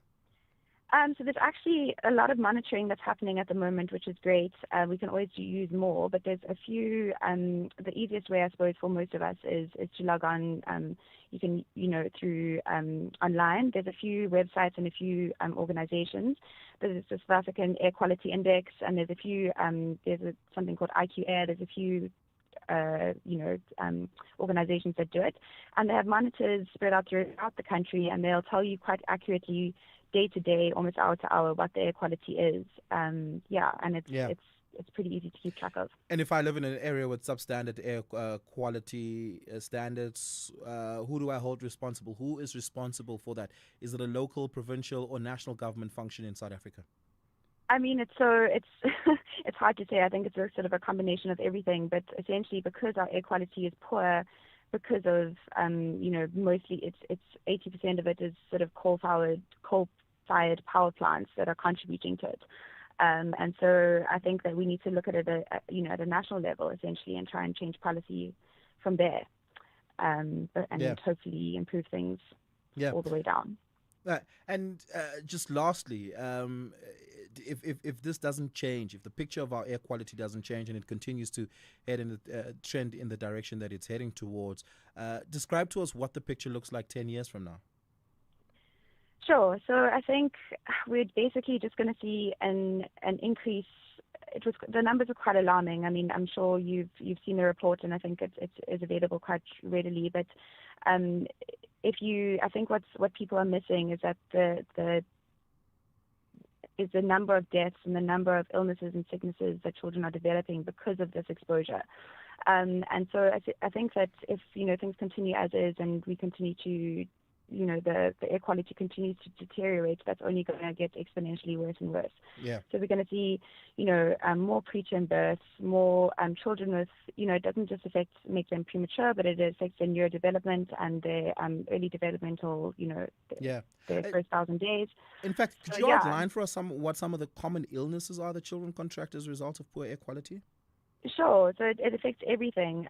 Basically, from as I mentioned, it's from the moment that you conceived. So it essentially contributes to them preterm birth. It can contribute to the way that their neurodevelopment as they're growing and developing. And it can, and then longer term, as they, when they're a little bit older and born, it predisposes them to lower respiratory tract infections such as asthma, more frequent incidence of allergies. And so that's just going to increase the burden on the healthcare system throughout. I think one of the figures that was remarkable was in the report was the health cost of air pollution in South Africa, and it was estimated that it's roughly 14% of the GDP. So if you just think about that in terms of if we can potentially save that or try and prevent all of that burden on the healthcare system, the ripple on effect that would have, just by improving air quality. Yeah. Well, we're going to have to leave it there. Dr. Josephine Kiel, thank you so much for your time. Thank you so much for your insights this afternoon. Really do appreciate it.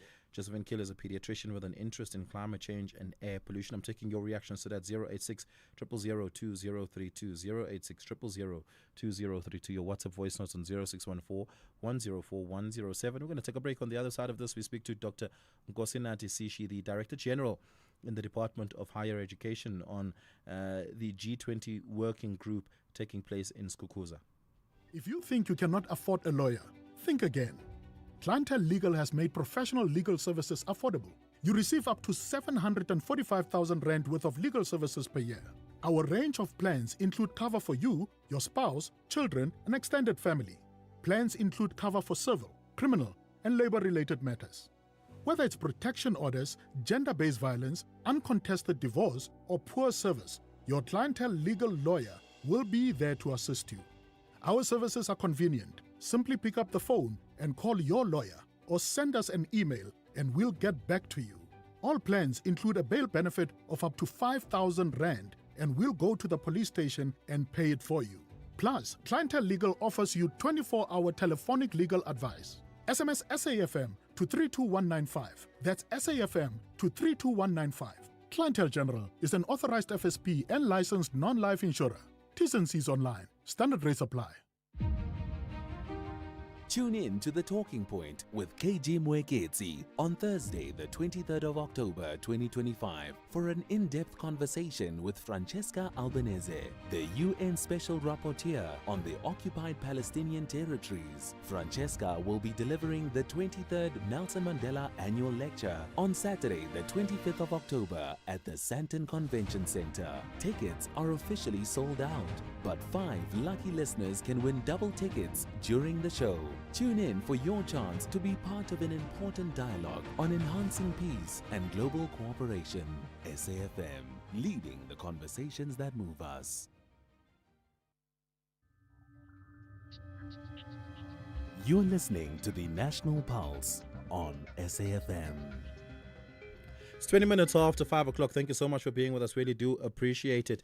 G20 member states in the education sector are all meeting, and their respective ministers are all meeting in the Kruger National Park in Skukuza. Wow, what a beautiful venue with a beautiful view. For the G20 Education Working Group taking place under the sub-theme rather, focusing on educational professionals.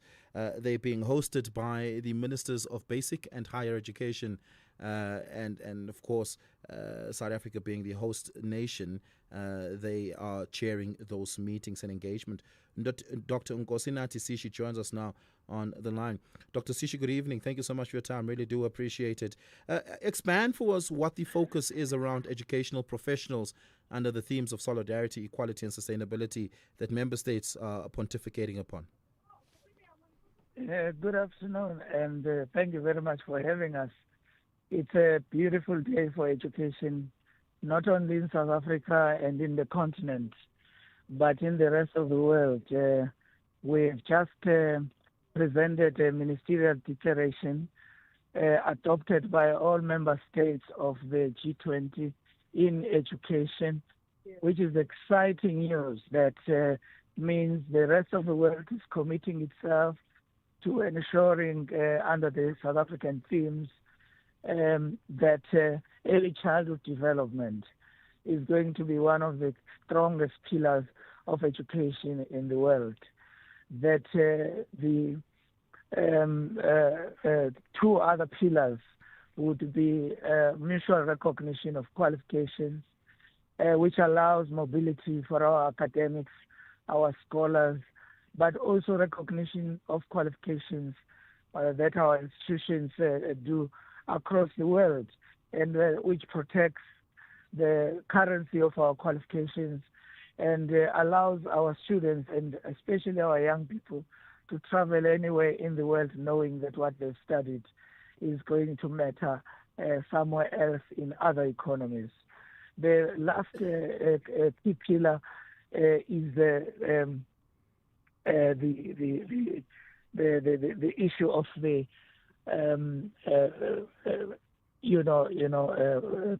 training, professional development. Yeah. That is, our teachers being the core of education. In the center of any teaching and learning environment are the teachers.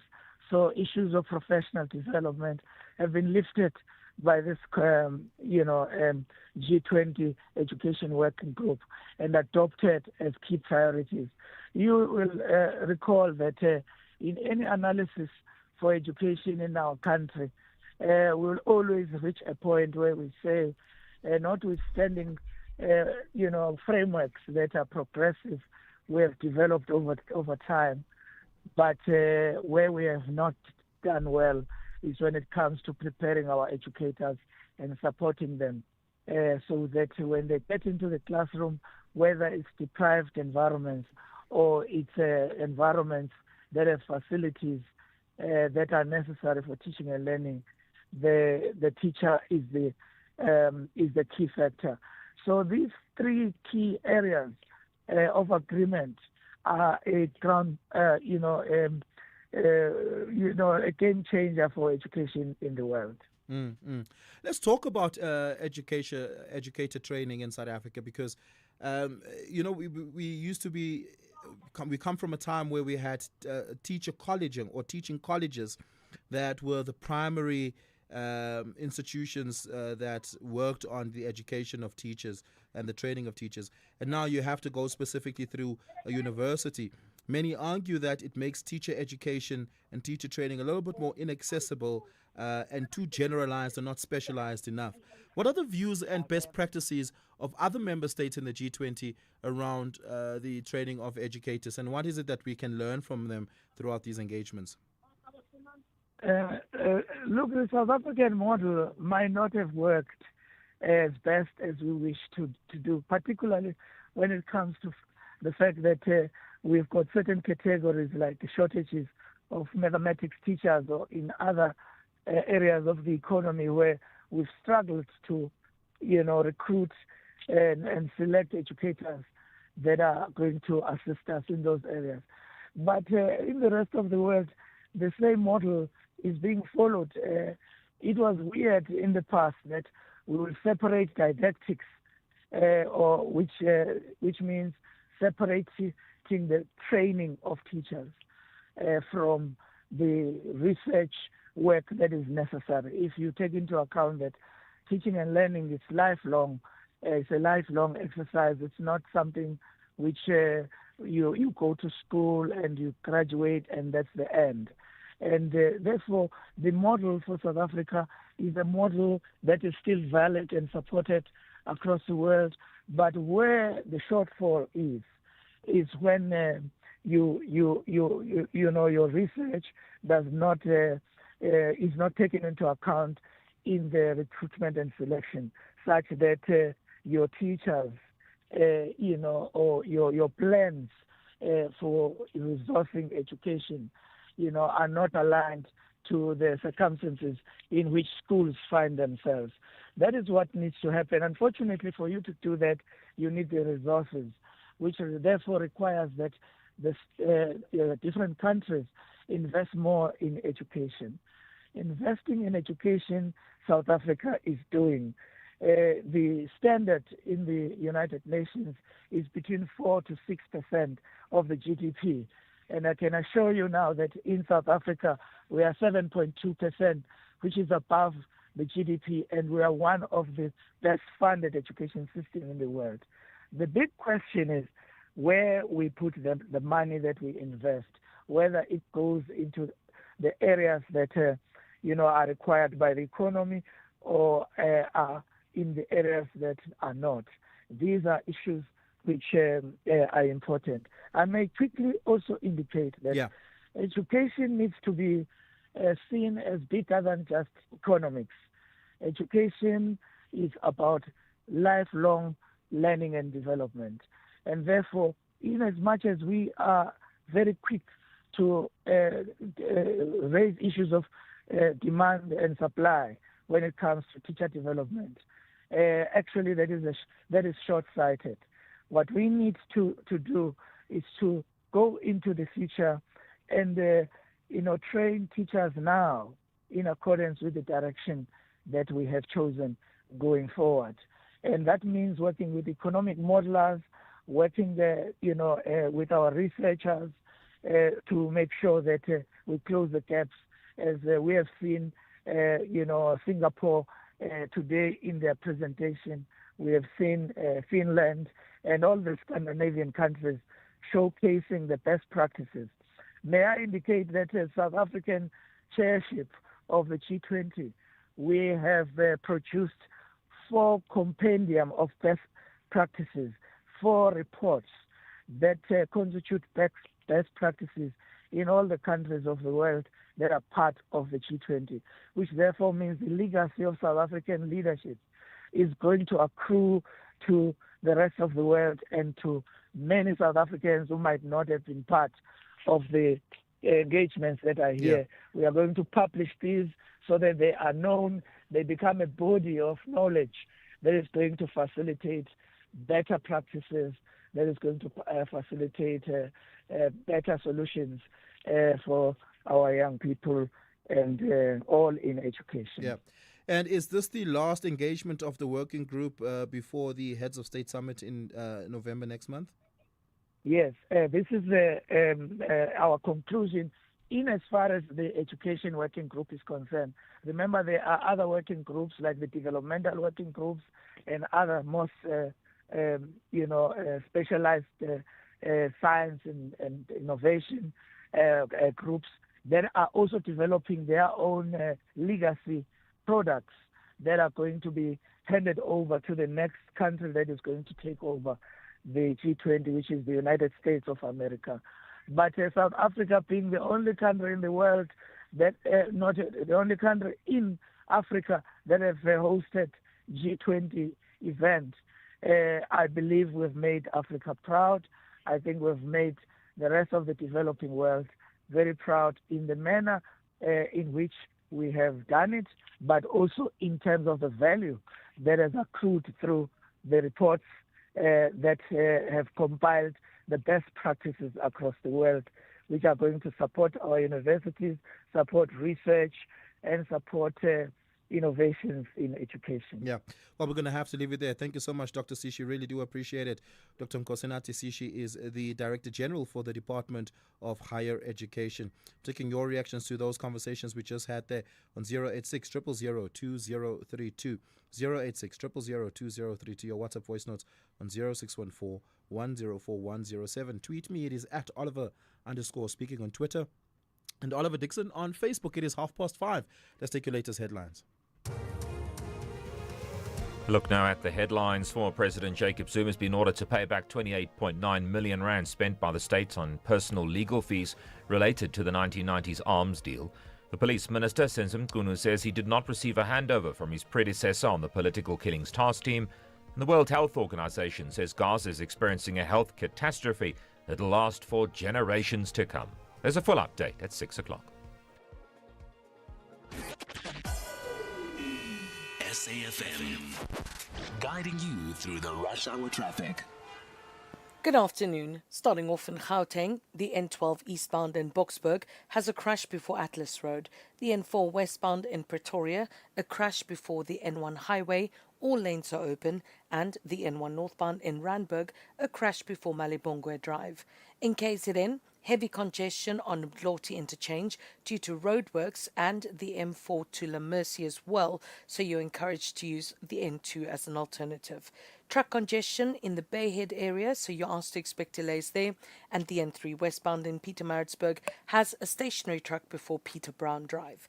In Cape Town, Chapman's Peak Drive will be closed from 10 a.m. to 4 p.m. for alien vegetation clearing works. This will continue every single Wednesday until the end of November. Baden-Powell Drive eastbound is slow-moving towards Strandfontein Road, and the N2 outbound slow-moving towards Muway. With your traffic update, I'm Irma G. This is SAFM Sports with Tuming Kapele. To be standing by with the final sports bulletin here on the National Pulse. What do you have for us? Well, in this hour, Banyana captain Refilwe Jane says that the team just needs to find their rhythm on the pitch to win against Democratic Republic of Congo in the first leg of the Women's Africa Cup of Nations qualifiers tonight. The second leg of the qualifiers is next week Tuesday at FNB Stadium, with Banyana needing to win the tie not only to qualify for the WAFCON but also to give themselves a shot at qualifying for the 2027 FIFA Women's World Cup in Brazil. And assistant coach Tina Songembuli will be taking charge of the team in the two-legged affair. This is going to be an important match for our team. It's a very important match, especially for qualification to the next WAFCON. So we're hoping to get a positive result away from home. It will not be easy playing away, but we're hoping that with the team that we have, with the team spirit that we have, we will be able to fight for one another and try and get out results.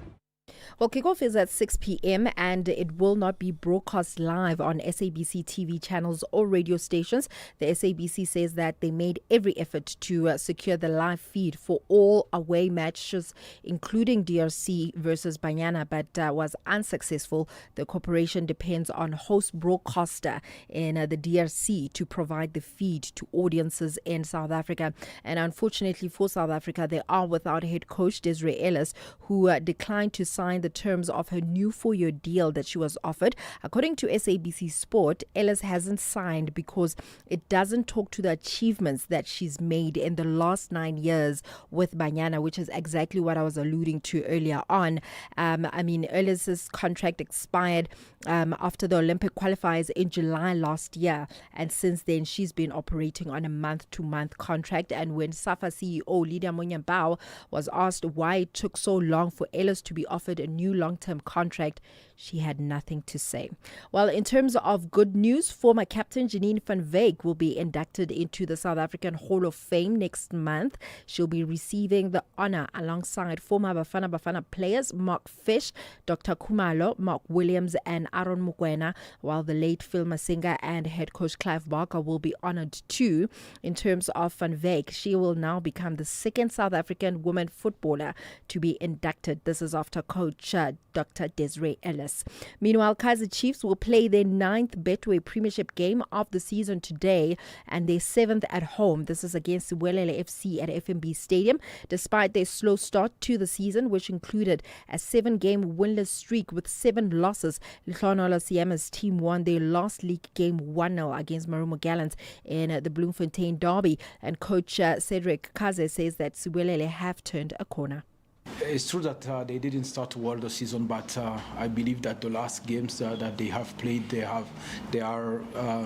look like they are, piecing together. They are putting together their pieces, and they are getting better every day.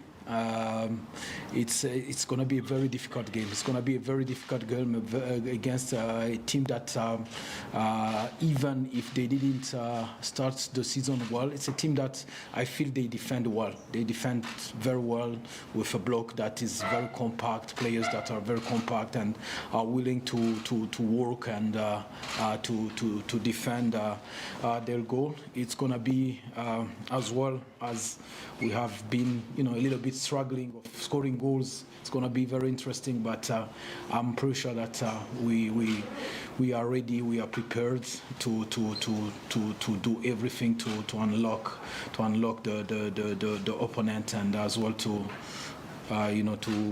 defend well as well. Well, kickoff is at 7:30. There's also other actions, other matches in the Betway Premiership. Orlando Pirates hosting Polokwane City and Golden Arrows away to Stellenbosch FC. Elsewhere, Ajax travelled to Chelsea in match day 3 of the UEFA Champions League, still looking for their first point in this season's competition. The Dutch side have also yet to score a goal after losing 2-0 to Inter Milan and 4-0 to Marseille, and defeats that have left them second from the bottom in the standings. Chelsea are 18th in the Champions League table. A 1-0 victory against Benfica to follow their opening 3-1 loss to Bayern Munich.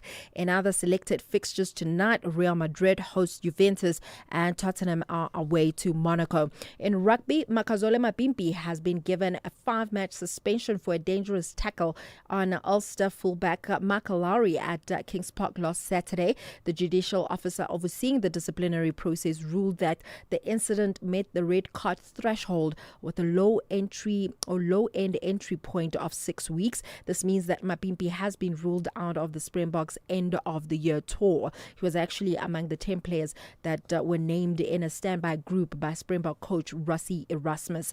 In terms of cricket, Pakistan finished day 3 on the second test against South Africa on 94 for 4, only leading by 23 runs. Baba Azam was 49 not out and Mohammad Rizwan 16 not out, with SA spinner Simon Harmer taking 3 for 23, with fast bowler Kagiso Rabada 1 for 22. Earlier on, Rabada and Sinuran Mutusami helped with the bat at 71 and 89 respectively to take the Proteas to 404 in their first innings with a lead of 71 runs. Then just to round things up with tennis, Novak Djokovic has insisted that there are no immediate plans to retire. This is after announcing that he would miss the upcoming Paris Masters. Now, Djokovic has not played an official match since early in October. The 38-year-old struggled physically throughout that match, throwing up courtside and receiving medical treatment multiple times. Just last week, Djokovic was forced to abandon his third-place match against American Taylor Fritz at the Six Kings Slam in Saudi Arabia. On that note, it is a wrap from my side. And we are going to take a short break. On the other side of that, we head back into the ad hoc committee. Hi everyone, my name is Itumele Nkune, SABC Sport football analyst. When I feel down and I listen to gospel, it gives me motivation. I'm a person who loves all genres. If I was a chef, my favorite meal that I would prepare would be pap, cabbage, meaty bones, with a bit of acha on the side. My favorite language is Portuguese. Bom dia, como está? Estou bem. What I like about SABC Sport is they give you the platform and the permission to be yourself and speak any language. Catch the ever-passionate Itumele Nkune's analysis of Ibola Letu on match days, live on Latuma. Proudly brought to you by SABC Sport. For the love of It all starts with FNB Private. Diversify your portfolio to grow your wealth. Gain global exposure through shares or unit trusts on the FNB app. Tap into international investments and tax-efficient offshore trusts to build your legacy. Unlock invaluable with FNB Private. Help changes everything. FNB, a division of First Rand Bank Limited, an authorized FSB and credit provider. FNB International Trustees, FNB IT registration number 3080. Licensed by the Guernsey Financial Services Commission to conduct fiduciary business. T's and C's apply. Economic news on SAFM. Facts and figures you can count on.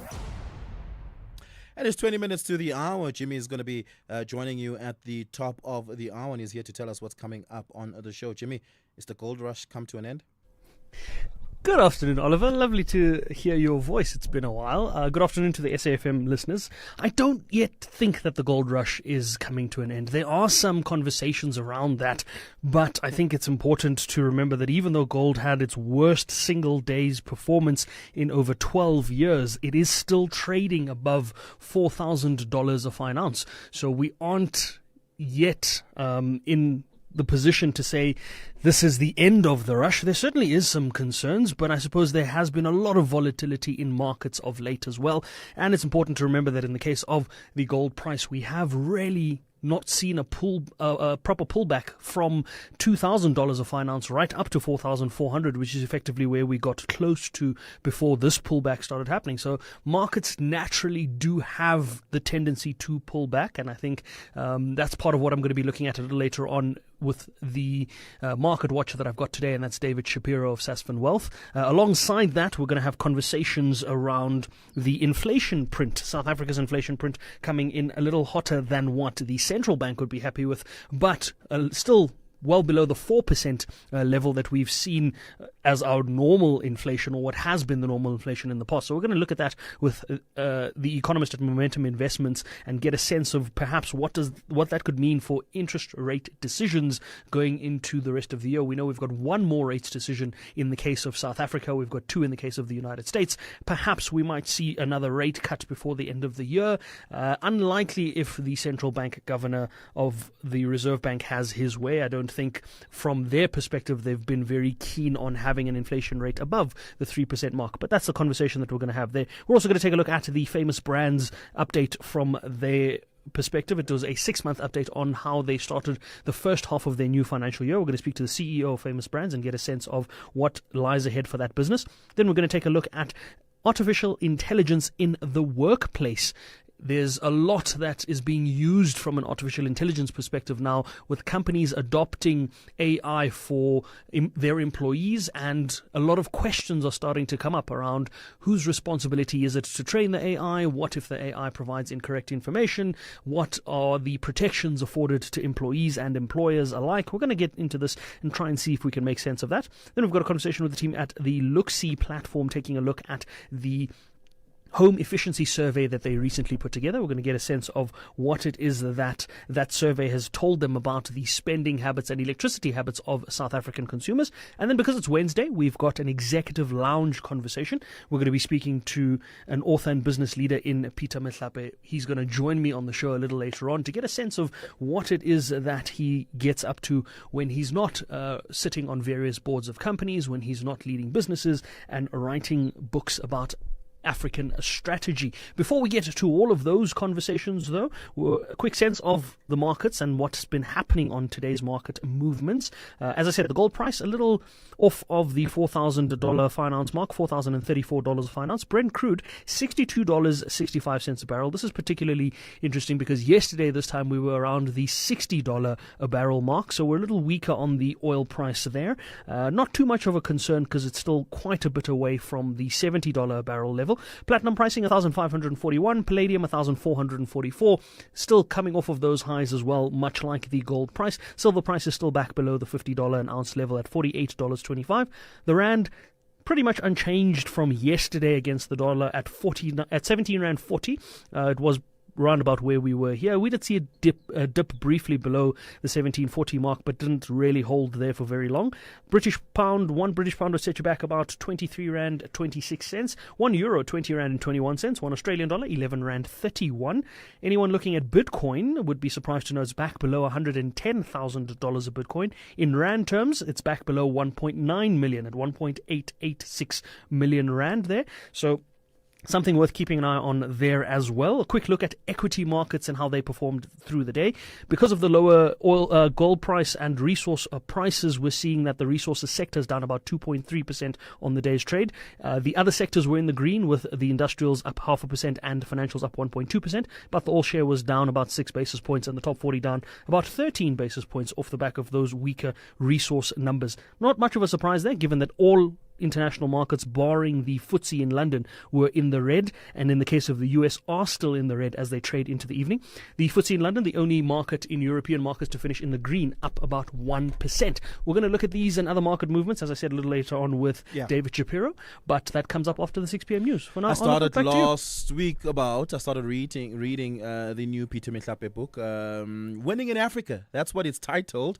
Fantastic ideas, fantastic insights there. Jimmy, if you haven't had yet your hands on a copy, I think you should. It's launched this week, if I'm not mistaken. Yes, launched this week. I'm going to get my hands on a copy of that, and I'm looking forward to it as well. Yeah.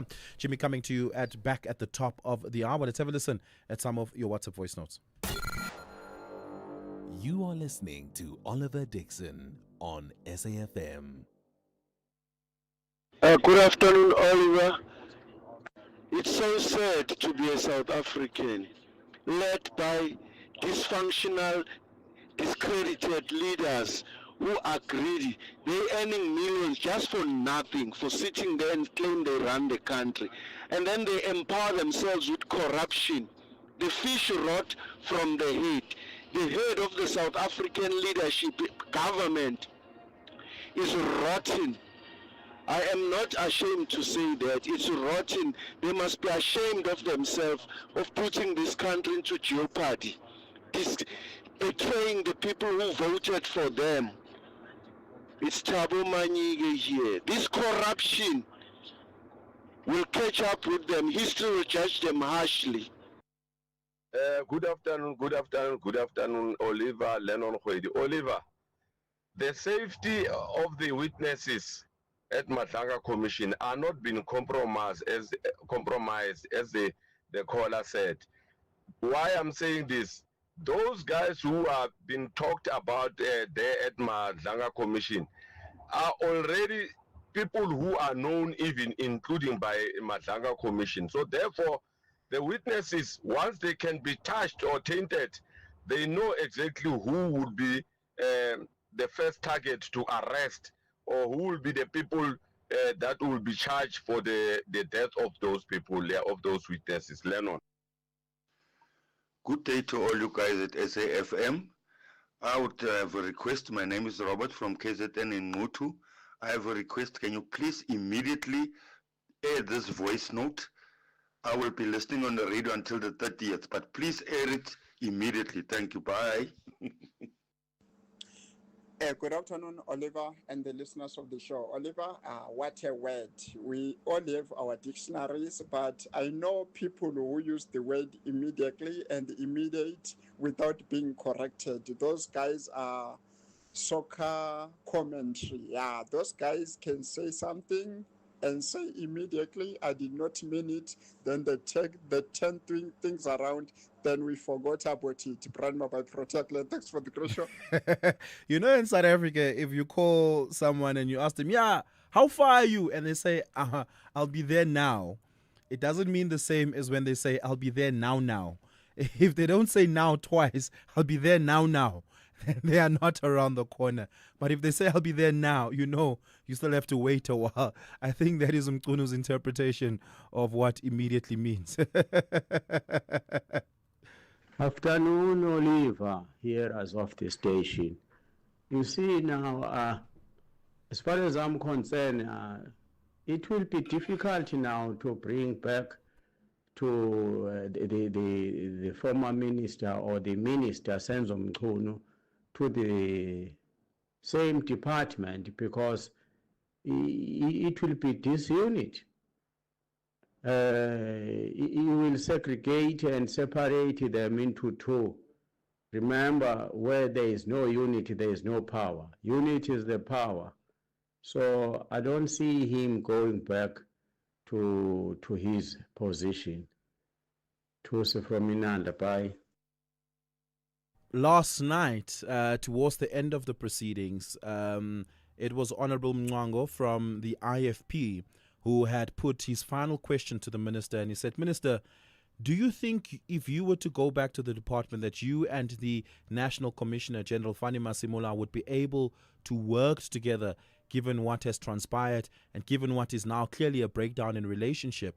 And the minister didn't quite give a direct answer as to whether he thinks he would still be able to work adequately with Fani Masimula as the National Commissioner. If there's a breakdown in relationship between the Minister of Police as well as the National Commissioner, it becomes unworkable. We saw that play out between Begicele and Commissioner Ketla Sithole. It just didn't work out. They were at loggerheads. In fact, they would speak quite harshly against each other in the media if you were listening to the undertones and the subtext. We're going to take a short break. We continue on the other side of this. If you think you cannot afford a lawyer, think again. Clientele Legal has made professional legal services affordable. You receive up to 745,000 rand worth of legal services per year. Our range of plans include cover for you, your spouse, children, and extended family. Plans include cover for civil, criminal, and labor-related matters.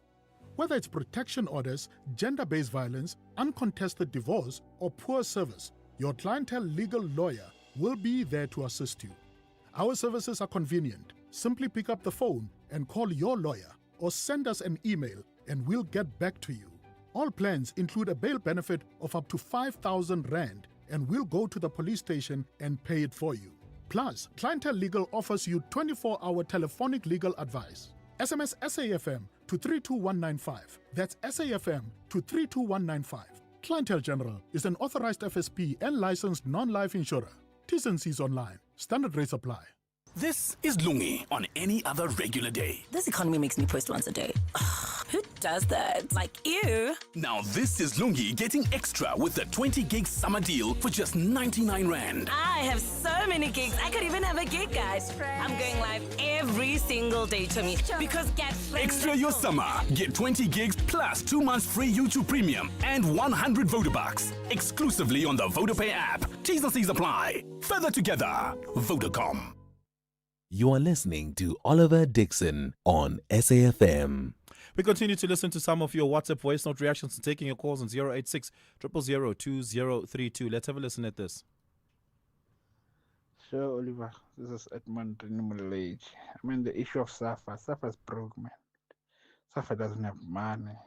They're struggling. We're struggling to help under 17, man, to get a preparation, a good preparation. I mean, the first game is on the 3rd of November. We're expecting them to perform well at the World Cup under 17. Disappointing. Politician, they have destroyed our soccer.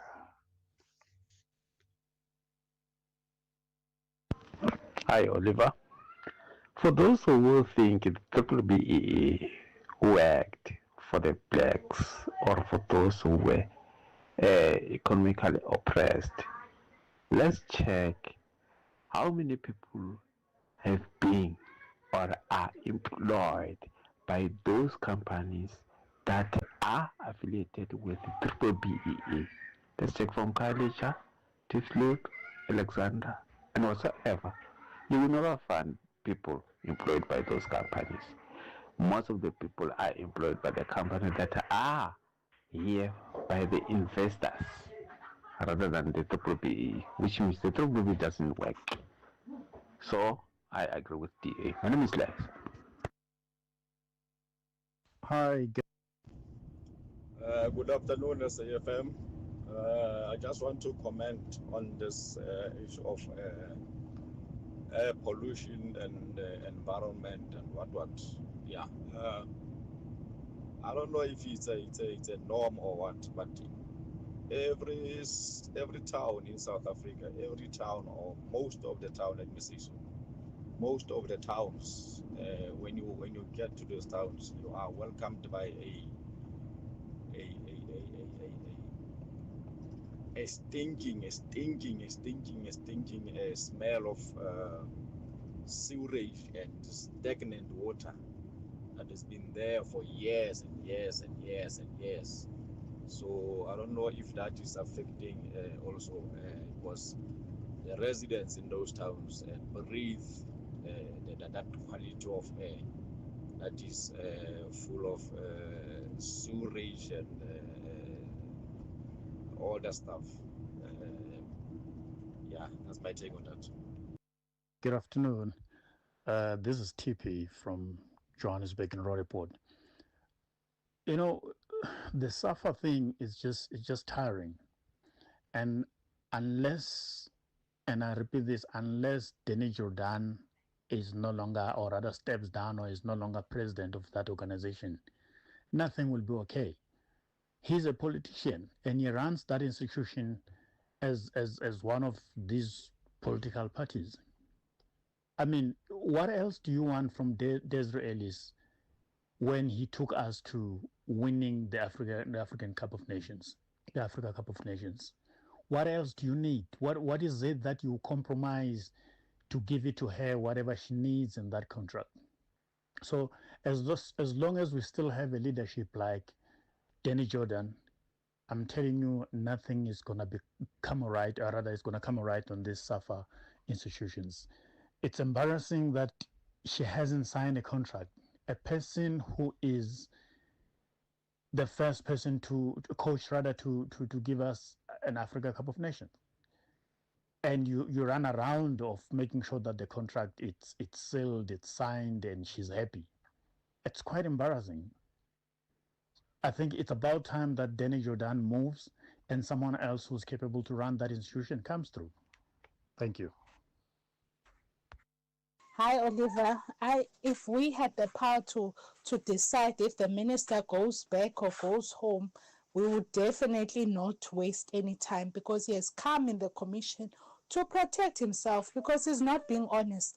He is not being honest to a point where one sees that this is like this, and then he changes it to something else.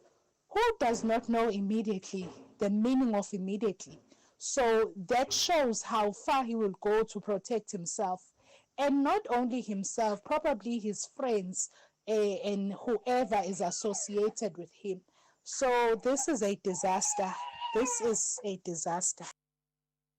Yeah, I mean, and the president said he wasn't going to comment until after the work of the committee and the commission, right? But I honestly can't think of what the case would be that anyone could make to keep Senzo Mchunu in office. In fact, at this point, it's just a waste of money because he's on suspension, receiving full salary and full benefits, right? And the ministerial salary is 2.8 million rand a year, and Senzo Mchunu is receiving that benefit at the moment. I think the president must just release him. I think even if Mchunu isn't found guilty of any sort of gross negligence or misconduct, I think what he has presented thus far has dampened and has, shaken or at least eroded the confidence that we have in him as the Minister of Police, that if he were to go back, I think the institutional trust that the public has towards the institution will be further eroded by Mchunu's presence. And I think that just wouldn't bode well for the functioning of the South African Police Service and the confidence that we as a citizenry would have in the institution. Good evening, Oliver and the SFM listeners. I think the only problem we have with the Minister Mchunu is that he thinks in his own language, of which I think is isiZulu.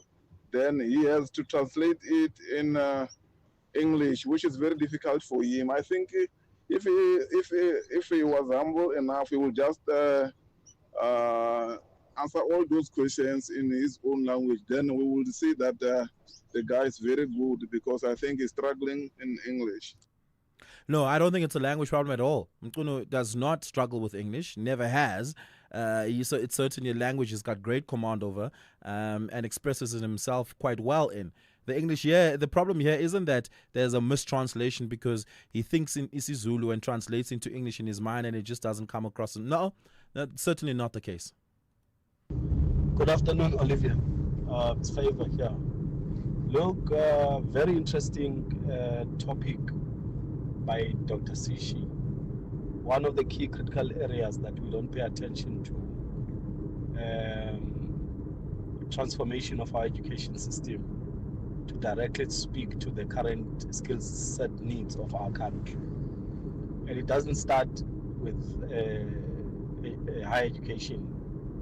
I believe it should begin at the foundation phase where we speak technical education. We design our policies to drive the country towards technical education. But I think if you could one day just spare time for us to talk about foundational technical education approach for our country.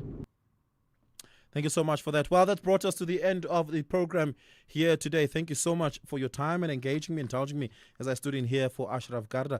I'll be on your TV screens this evening at 9 p.m. on SABC News Channel 404, bringing you the latest news and a big wrap of the work of the committee as it also hopefully wraps its work at that time this evening. Senzam Uno is back at the podium right now, receiving cross-questioning from Ian Cameron, who's also a member of the committee. From myself, Oliver Dickson, and the team, it's goodbye for now. Cheers.